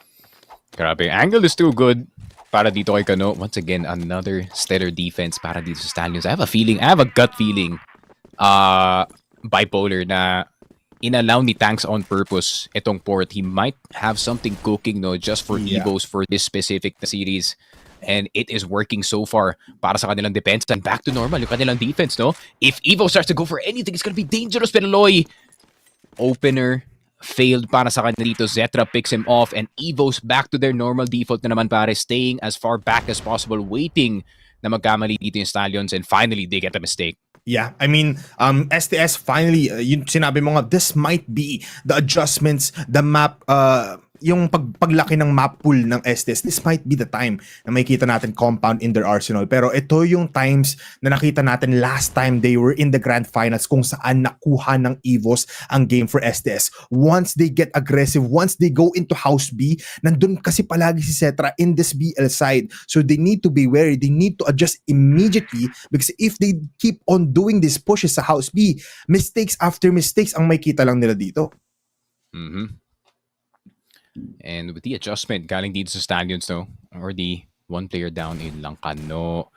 It's a bit too tempting to try and go for something like that, especially Zetra spotting that barrel from a mile away, pare. Pero KLP pa rin ang nasa loob ng top A. 2 snipers on either side of the map, and it is a rifle holding everything in the middle, pare.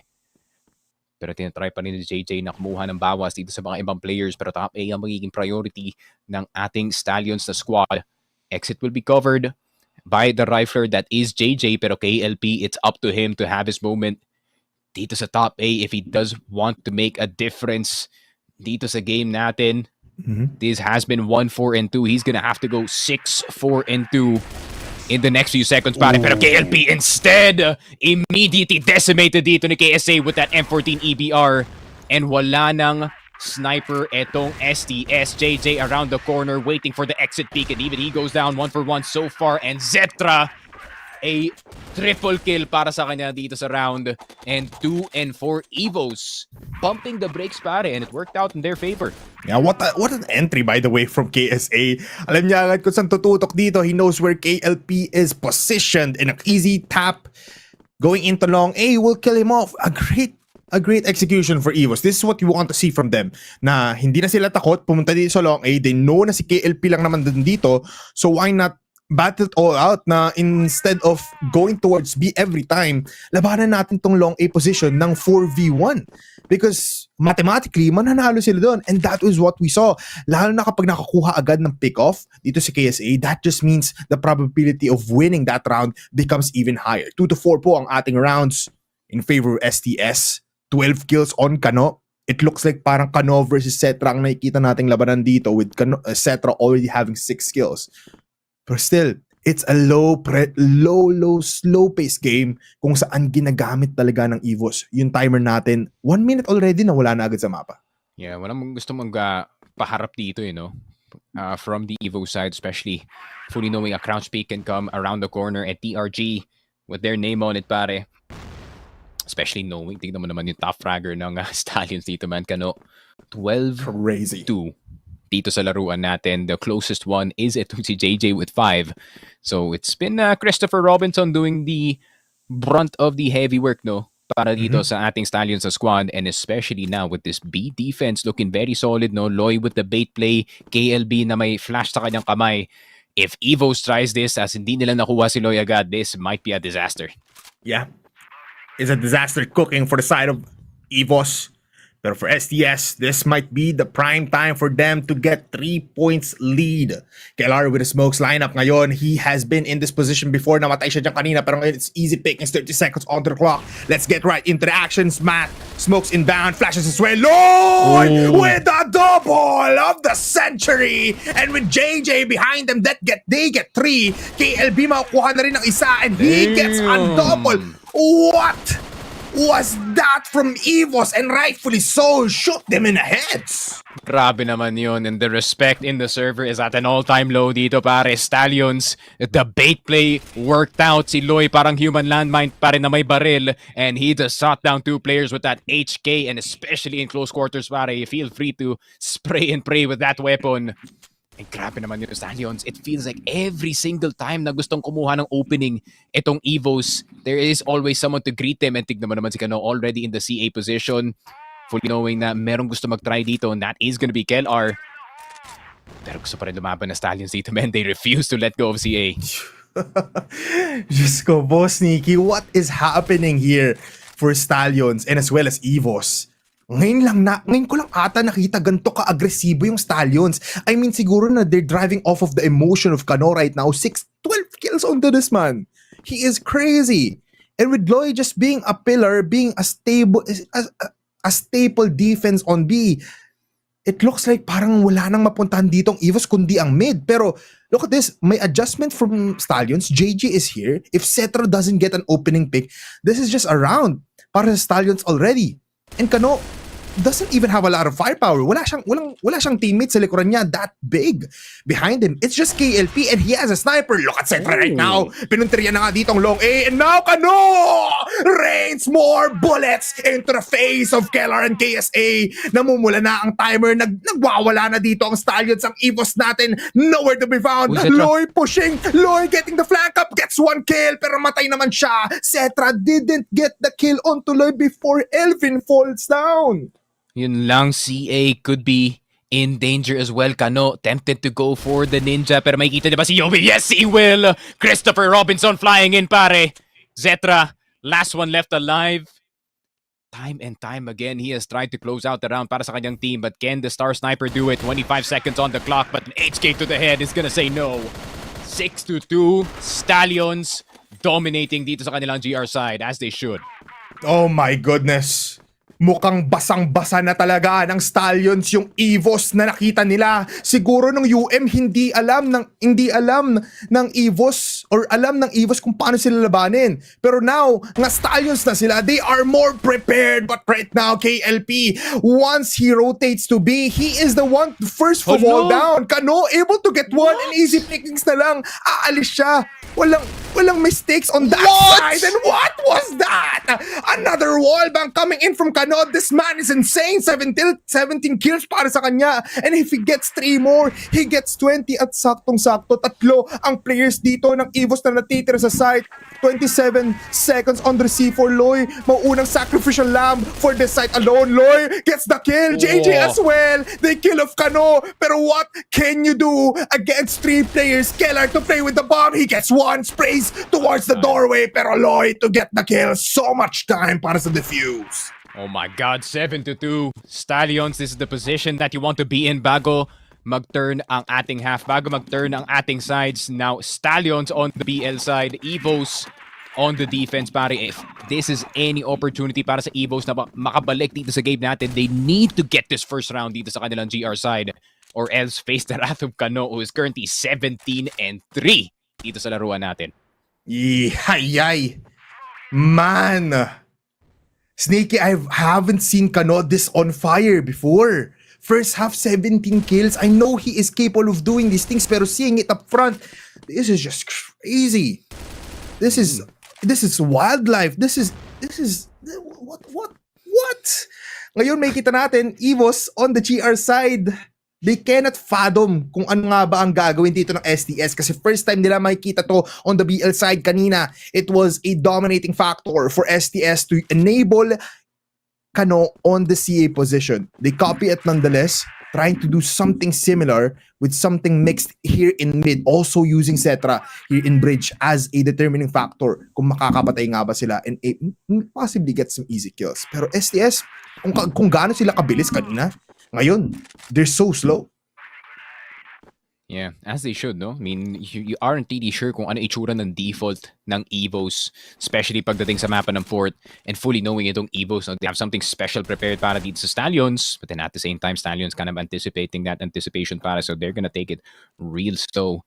Dito sa mapa na to, Elvin, a known entity, may magpa-flash ba? Yes, there it goes! Bulag na bulag si Elvin, the flash coming all the way from long. Great innovation on that lineup, pare, at meron na silang pick dahil doon.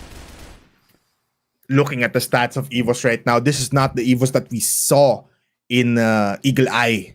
2 kills on Keller, 3 kills on Yobib, 3 kills on Elvin as well. Cetra talaga ang bubuhay dito sa EVOS. There goes the kills coming in from Kel. No, opus bigla ang Stallions. They go in like a line of trains and they fall down simultaneously. Mukhang hindi pa talaga tapos ang laban because EVOS right now are hungry for blood.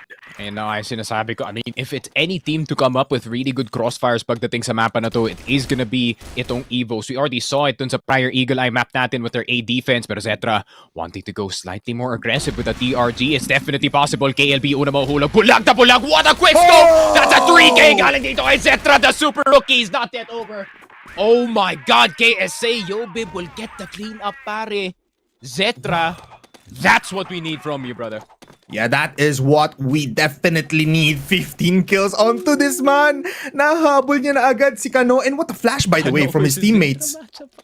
Man, we never knew. Hindi natin inakala na ganito pala yung matchup na makikita natin Kano versus Cetra. And we saw it before ng 12-6 pa lang yung scoreline. But right now, KLP wants to shut down Cetra here para matulungan niya dito si Kano. And he gets it while he was in the air. Too confident galing dito kay Boss Cetra, but at the same time, if I was 15 and 8, I would be peaking exactly like that too. Keller getting the cleanup.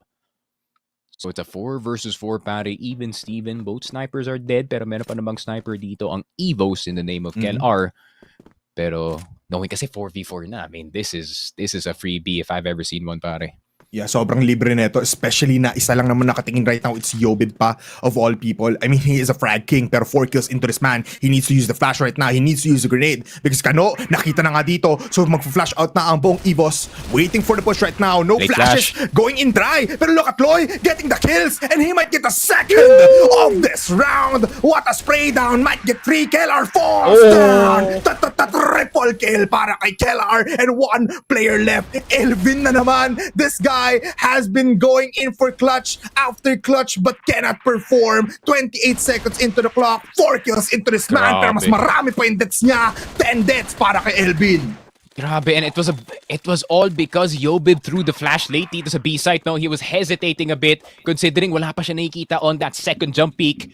But at the same time, the intro galing dito kay Kano, pare, time and time again, this kid blows our minds. But Loy, if Kano started it, Loy finished it, pare, dito sa B site. Yes.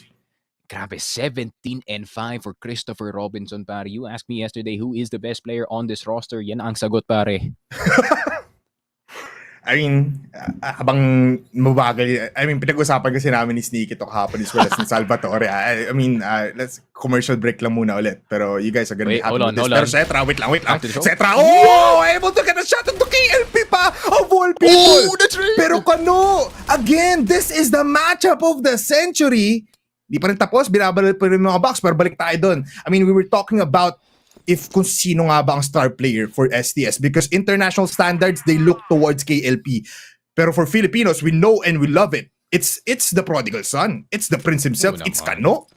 It's Kano, man. I think he performs no matter what happens, naman. In all honesty, kung nagkataon lang talaga that he has a really good entry day, Yeah, yun nga, that's this true. could happen. And the fact that it's on port as well, one of the hardest maps to actually play the entry frag role on, no? Kasi usually, your entry frag, you're basically dead dito sa mapa na to, but Kano, with the star power that he has, he's making it work every single time. Fortunately, parang dito sa Stallions, no, bipolar, walang sniper Lloyd? dito sa top. A Ninja is about to come in. KLB, spotting itong si KSA na nahulog dito sa bridge. KLB nakatalikod pa rin, pero Elvin will finally take him down. Kano will get itong si Elvin. Clutch opportunity for the young star. Kano looking for the exit player. 90 frag strong. KLR magagaling dito sa likod. Yobib spotting him around the corner. KLR with the spray. Mukhang hindi. Yobib na pala bahala. 8-5 para dito sa EVOS. The slow catch-up could happen, but the pressure from the 8-5 could be too much. Yeah, it's too much of a pressure pero they keep on going strong. Alam naman natin, EVOS, that they are also overtime gods, that they can do this once again. Malapit yung laban natin kanina on EE and hindi pa naman malayo from happening yan in dito sa port natin. Just 3 rounds away from closing up a tie game. 2 minutes. STS, they've been so patient. They've been so steady. Pero EVOS, they've been scrambling all around the map, looking towards an opportunity, looking towards getting Setra on that 20 kill mark as well. Pero tumahimik ang laban natin. Yeah, for sure. I mean, Zetra, one of the main reasons why they're still in this game, pare. And itong si KSA also starting to pop off with the EBRs. I love the gun choice galing dito sa EVOS. And I can't believe I said that sentence. 4 EBRs on the defense. Only wallbang talaga makikita natin potentially. So it's gonna be a bit tough para sa STS na makapasok dito unless itong HK or EBR ni KLB or ni Kano starts to hit first. Loy might be the first one again wanting to improve his status in this team. He's known as a support, but for the past 2 games already, nakita natin siya as an entry and he prevails every time. 1 minute into the clock, Sneaky. Mamumula na yung timer natin and there it goes. Malayo pa rin naman si Elvin. So it's a 4v5 push if they do commit right now. 50 seconds onto the clock. KLB wanting for him to close by now, to close in. Pero look at KSA. This man is insane. Peeks out without any help of his team. He hoping to get the second. At natigil ata ditong STS because now they are raining hellfire. Coming in from EVOS. Grenade might connect onto Zetra and it does. Kano and EVOS. Double kill. 2v1 situation. He plants the bomb so much time. Kano, 21 kills. Might go for 23. Has the M14, picks it up to Alon. What prime opportunity for this man! 1 more kill! Kano! 23 kills strong! Bro, I was joking about the Michael Jordan flu game, pare, pero 2-3 shows itself in this game. 23 frag strong para dito kay Christopher Robinson, pare. Woohoo! Holy! And a 1v2 clutch clip, pare. 23-6, what a scoreline na. It's such a good scoreline na hindi natin na-realize na 2-13 si KLP. Pero yun nga, Kano, what is this? It's an EBR masterclass, pare. Man, he perfected it, and right now, Loy also wants a piece of that glory.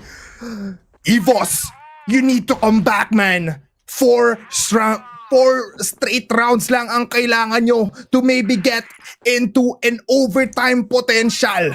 Porto, you've won this before against Stallions. Pero parang sabi dito ni Kano, diretso lang tayo, laban lang kung laban. KLB first to fall down. Setra will not see anything here as he's blinded. Kano with the trade. KSA eating bullets. Elvin ngayon will join the fray. Yobib! And as well as Elvin. Setra, mag-isa sa site. Pero dito naman si KSA and they are still alive. KSA claims his 14th kill and the 6th round for EVOS. Grabe, nagiging sobrang madugo na yung rounds natin dito. EVOS, I mean, fighting until the very last player dito, pare. That A side could have gone either way, in all honesty. And the pressure is real. Stallions, so big jump in that mid position. Kellar does not get the full spray on all of the players, pare. Pero yun lang, KSA coming in from behind, 1 HP. Zetra around the corner, looking for the trade, pero hindi na mahanap. Elvin, check. JJ, oh, actually shoots the metal pole right in front of him, pare. Nabuhay pa dun si Elvin. 5 HP, KLP with a rifle, but around the corner na andun si Zetra for the shot. 9-7, EVOS. 2 points away from tying things up with STS, pare. This is the last time I'm gonna say it, man. This is why Crossfire Philippines should be number 1. Ganto ka-intense ang labanan natin. Trade-offs here. KSA getting on fire. Kano, 26 kills already. Setra, almost 20. And now we are 2 points away from getting an overtime. Setra starts off the round with 1 kill into his name. Kills of KLP, he has been underperforming. 13 kills and 15 deaths. Pero sabi dito ng Stallions, let's stabilize. Let's not do something risky. Methodical plays. Wala munang push ng push. Pero Setra ngayon, makakakuha na naman ng isa. KL Brothers out of the picture. Yun nga, 20 frag strong para dito kay Zetra. Just like how I said, he's single-handedly winning itong EVOS back in this game. The sniper masterclass galing dito kay Zetra, and it's just not itong si Christopher Robinson showing himself, pati na rin itong si Zetra, pare. Kano looking for opportunities on that A site, pero si Elvin na andun pa rin sa top A. Zetra looking for the cross, pero Elvin getting itong si JJ Kano will get itong si Kellar turnaround. Elvin no entity dito sa may ladder area natin, pero hindi gagana. 9-8 once again na familiar position para sa EVOS. Ay, nako po, Sneaky. I think we just have to get ready for map number 3 here because EVOS right now is unstoppable. Ilang rounds yun? 8, what? 4 rounds straight? 7-2. 7-2? What? EVOS is insane. EVOS is crazy. EVOS are animals that are brutal in the taking. Setra ngayon, still in this position. Pero KLR, he has been doing the damage. You have not seen him get these kills, pero he has been applying some pressure onto the players of STS. At ngayon, first time natin may kita na STS are scared to get into these sites. Without any advantage, what can you do? At ngayon, they're so wary. Tingnan mo, they put up KLP in this position kung saan kanina pa pumupunta si Setra. Parang na-marinate na agad ng EVOS in what, mere 4 rounds ang buong STS. Yeah, that's the EVOS special too, no? Saving it for the very last moment. A very important adjustment para sa kanila. Zetra, though, making his way back in that mid position and missing the shot. Actually, si Zetra pa ngayon natamaan doon. So he's gonna have to back off. I mean, no choice in the matter. Pero knowing kasi yung TRG, he can just crouch peek around the corner, get a quick pre-fire going. So he will regain that middle angle, no pare. Pero all this on a B hit, not so sure about this, Stallions. This is not good, man. For Stallions, Kasi there are 3 players here and these are 3 players that are also just aim heavy. KLB, man, wag ka muna mamatay dito if you want your your team to win. Pero if you are KSA, you just need to wait for them to flush into the site. Tapos pag occupied ng STS dito, it's your time to push in. Oh, look good at shot. JJ, get the kill. First shot goes in. Pero look at now, KSA na 3 to 4. Oh no! KLB activated with this M14. Now it's a 3v4 scenario kung saan nahati na ang laban. Walang mapuntahan ng EVOS. Tatlo nasa spawn, etc. Can you go for that holy shot? That lucky kill into the site. 30 seconds. Sticky. It's crazy right now here in B. Dito sa baba, there's a lot of players coming in from STS pero mukhang sa ibang pupunta ang EVOS, they're gonna wrap around the long way. No more flashes, no more smokes, just a 40 grenade seconds. and one util. 14 seconds, kailangan na magmadali. Elvin with the kill, pero nauubos na ang buhay ni Yobeb. And that is it. Another 10-8. STS with the win. And they gallop, they rampage through EVOS. Grabe naman yun. The stampede continues para dito sa Stallions. Their place in EWC going top 4. Their momentum continues dito sa CFS 2025 Regionals Philippines pare. Stallions with a new form. And ayun nga, EVOS, granted there was a few spotty rounds galing nga dito sa Stallions at EVOS got to take advantage of that last round pare. That last round, that instant call out on the wall bang. That's why the EBRs are the best, especially pagdating sa mapa na to in clearing So boxes like good, that. man. Pero na-anticipate nila yung peak ni KSA dun sa God Box. That is the most important kill that you can get kasi yun yung pwedeng That is magpaubos right. sa team nyo. So, a really good read and really good fights dun sa Stallions, especially going into that last round. Once again, another late flash galing dito kay Yobib, unfortunately, resulting in a B owned by Stallions, pare. Amazing gameplay galing sa kanila. I mean, everyone out here played for their lives para tayong nasa Grand Finals, Sneaky. Again, group stage pa lang to, wala pa rin namang big things on the line, but Stallions clean up 2-0 against EVOS. A very long day wherein umabot tayo ng 10-8, 10-8 kung gaano karaming rounds. It was still so close, muntikan na makuha ng EVOS. But man, KSA really falling down there. I mean, like, we talked about it while casting that game na if he doesn't fall down there, ubos ang Stallions. Even kahit makakuha si JJ on the God Box dun sa kanan pagpasok ng site, that's nothing eh. It's all up to KSA. But yeah, that flash coming from Yobib, a blunder in their half. The timing was not right and holy.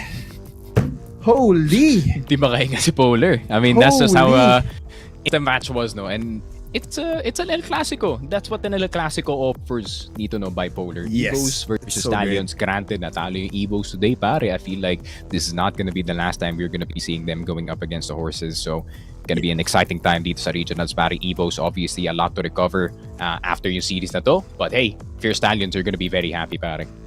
Yeah, you're gonna be happy with that. Of course, 2-0 tayo dito for Stallions. Pero for EVOS, they'll be rampaging back once again when they get the opportunity. Pero Stallions ngayon magwawiki. Cebuanos angat muna, Bunal. Let's get into the panel desk right now with Mochi and Dado.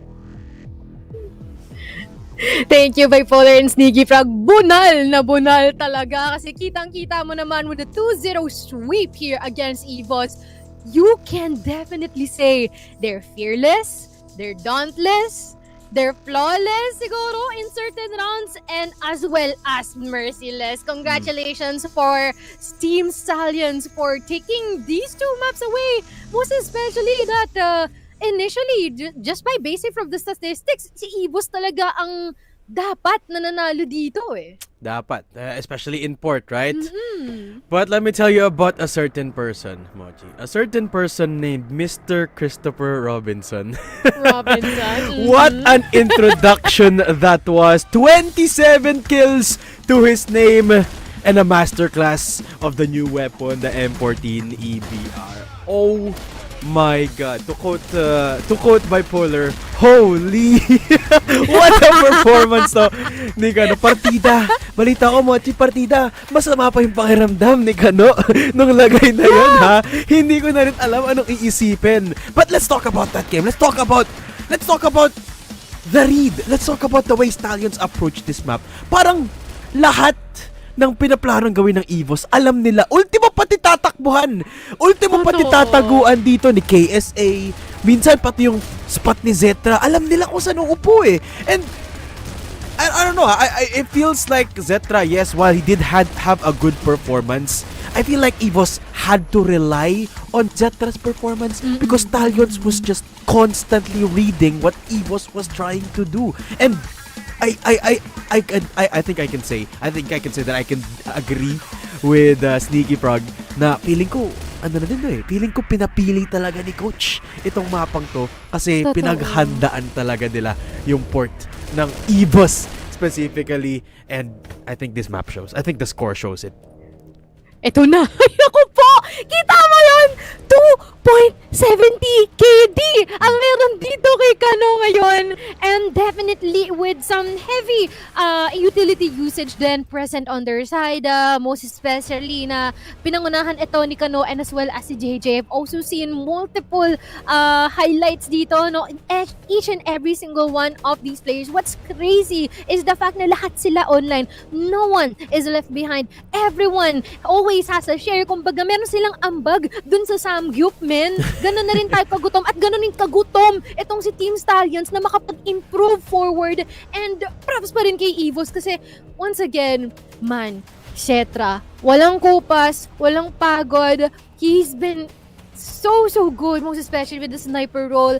And I mean, we've been glazing this duel ever since. Just that talagang kinapos lang sila this time around because for some reason, tulad nga nasabi mo, basadong-basado ng Team Stallions ang kanilang galawan dito sa mapa ng port. Talagang pinag-aralan at tulad nga na sinayo, baka nga talagang sinadya nila na mapunta tayo dito sa dalawang mapa na alam natin na nag-e-excel si EVOS. Definitely tipping them off the balance. Yeah, I think this is more of a preparation difference between Stallions and EVOS, no? Kasi there's no other way to explain it. Wala namang X-ray vision dito yung players ng Team Stallions, no?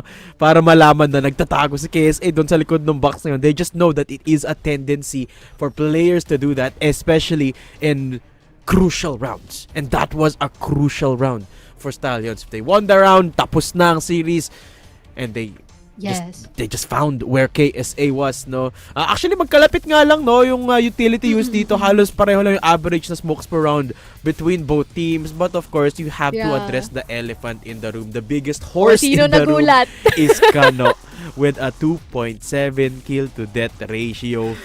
And the way he uses that M14 is revolutionary. Talagang maximizing the potential of the wall bang ng barrel. Kasi it's evident in the headshot per kill, no? 0.19 is actually pretty low compared sa ibang mga MVP natin. Naka 0.4, 0.7 pa nga minsan yung ibang MVP natin, no? But that's only because Kano uses it maximally. Lahat ng pwedeng situation na pwede niyang paggamitan ng M14 na gagamit niya tapos nakaka-kill siya. That's why he's the MVP. Bro is skill maxing indeed. So let us check out yung mga highlights na nakuha dito ni Kanono. Kung kanina ang ating star of the show is si Loy, ngayon siya naman. Actually, hot sila to be honest. Kasi sobrang tindi na naiambag nila for the overall victory that they've proclaimed during the series. Pero just look at all of the shots na kinokonekta dito ni Kanono. Definitely anticipating every single person na nakikita niya dito, kahit yung mga tago doon sa kaon, natalon-talunan. Talagang sobrang sugapan niya sa kills in a good way. I never thought that I will be using that word in a positive note kasi usually when you do that, it's being overconfident, overcomplacent, pero sa kanya, hindi ganun. It's not like that at all. And kamunti ka na makikita sa aking camera dito na nakaano ko, pero ito po ang ating match results. It's 10-8 on our first map for Eagle Eye and as well as ang second natin in the map of Port. Yes. Wherein once again, not gonna lie, not too bad because it's not been pulled onto overtime pero still malapit ang kanilang scoreline dito. Definitely a statement though for Team Stallions na when they put their minds into something na gusto nilang aralin at gusto nilang pag-igihan, gagawin at magagawa nila yun. Exactly. One step ahead para to Team Stallions. And this is a statement start as well because it did not reach set number 3. And statement lalo na nasa port tinapos ng Stallions dito ang serye natin between them and EVOS Esports. And sinasabi ko kanina, di ba, Mochi, the 3 maps that we have in the series today are the 3 maps where EVOS beat Stallions doon sa Grand Finals ng Masters. But it didn't matter in the end. Feeling ko, it really is just a matter of preparation and the match MVP being on fire today. Si Kano, of course, with a 1.86 KD over 2 sets.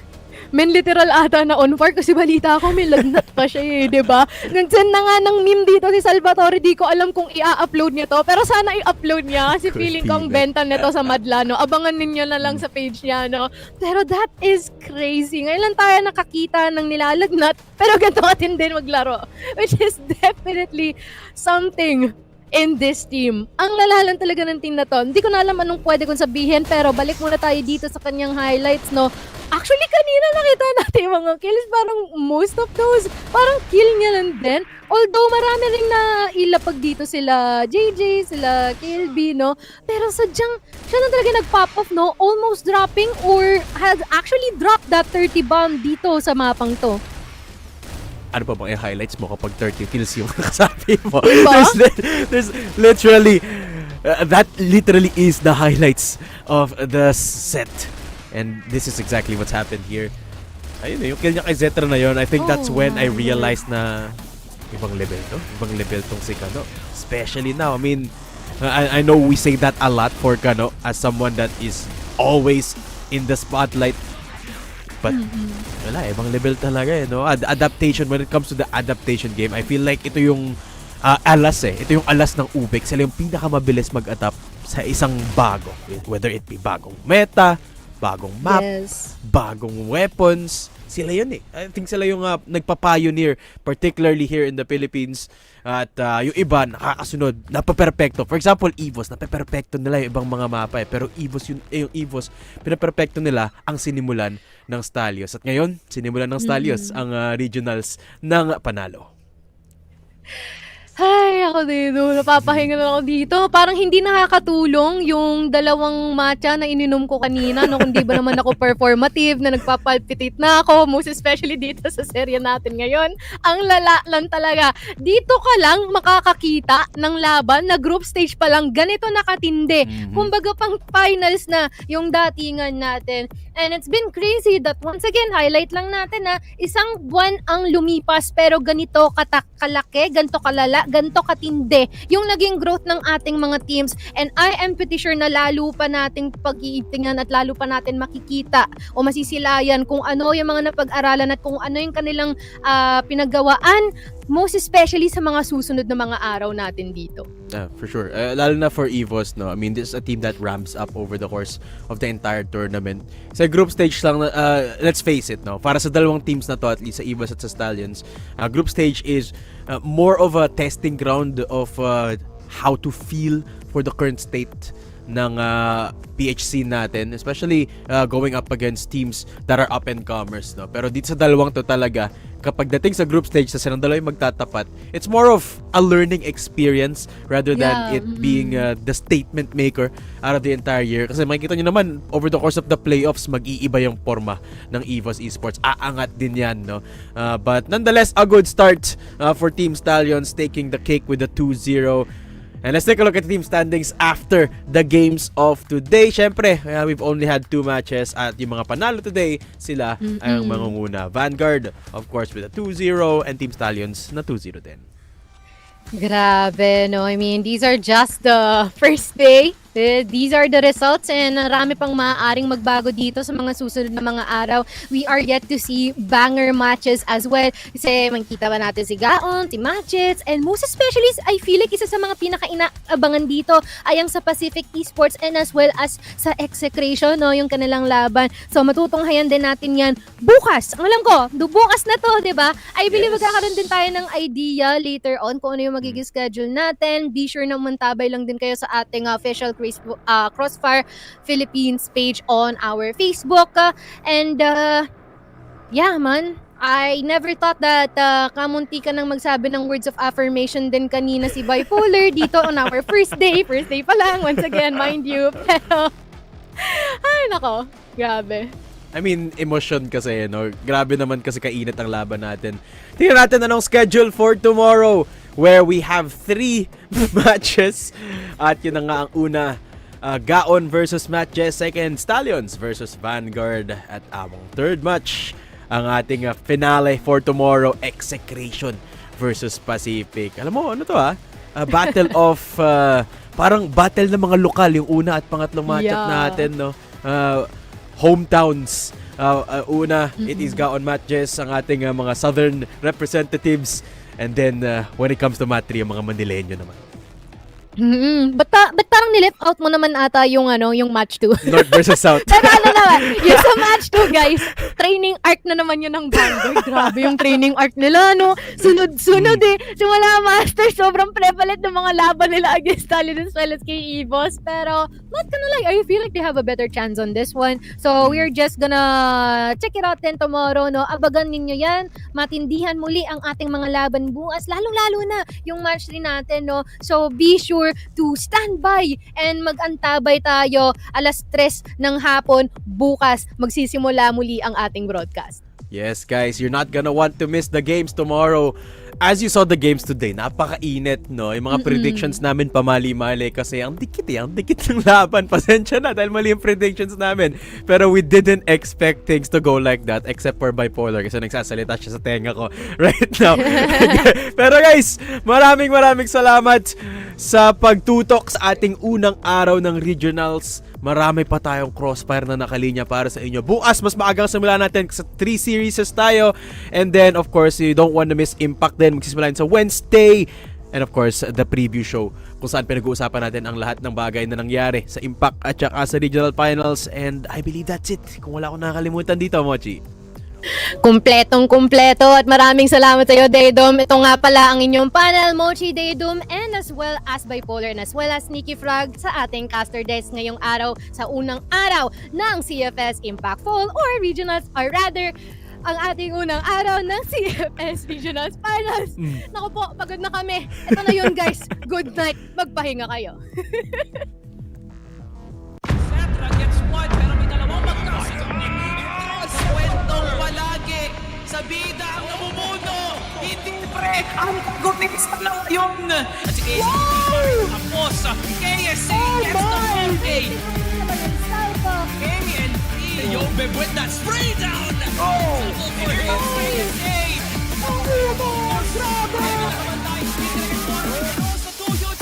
Will be the peak of Crossfire Philippines battle.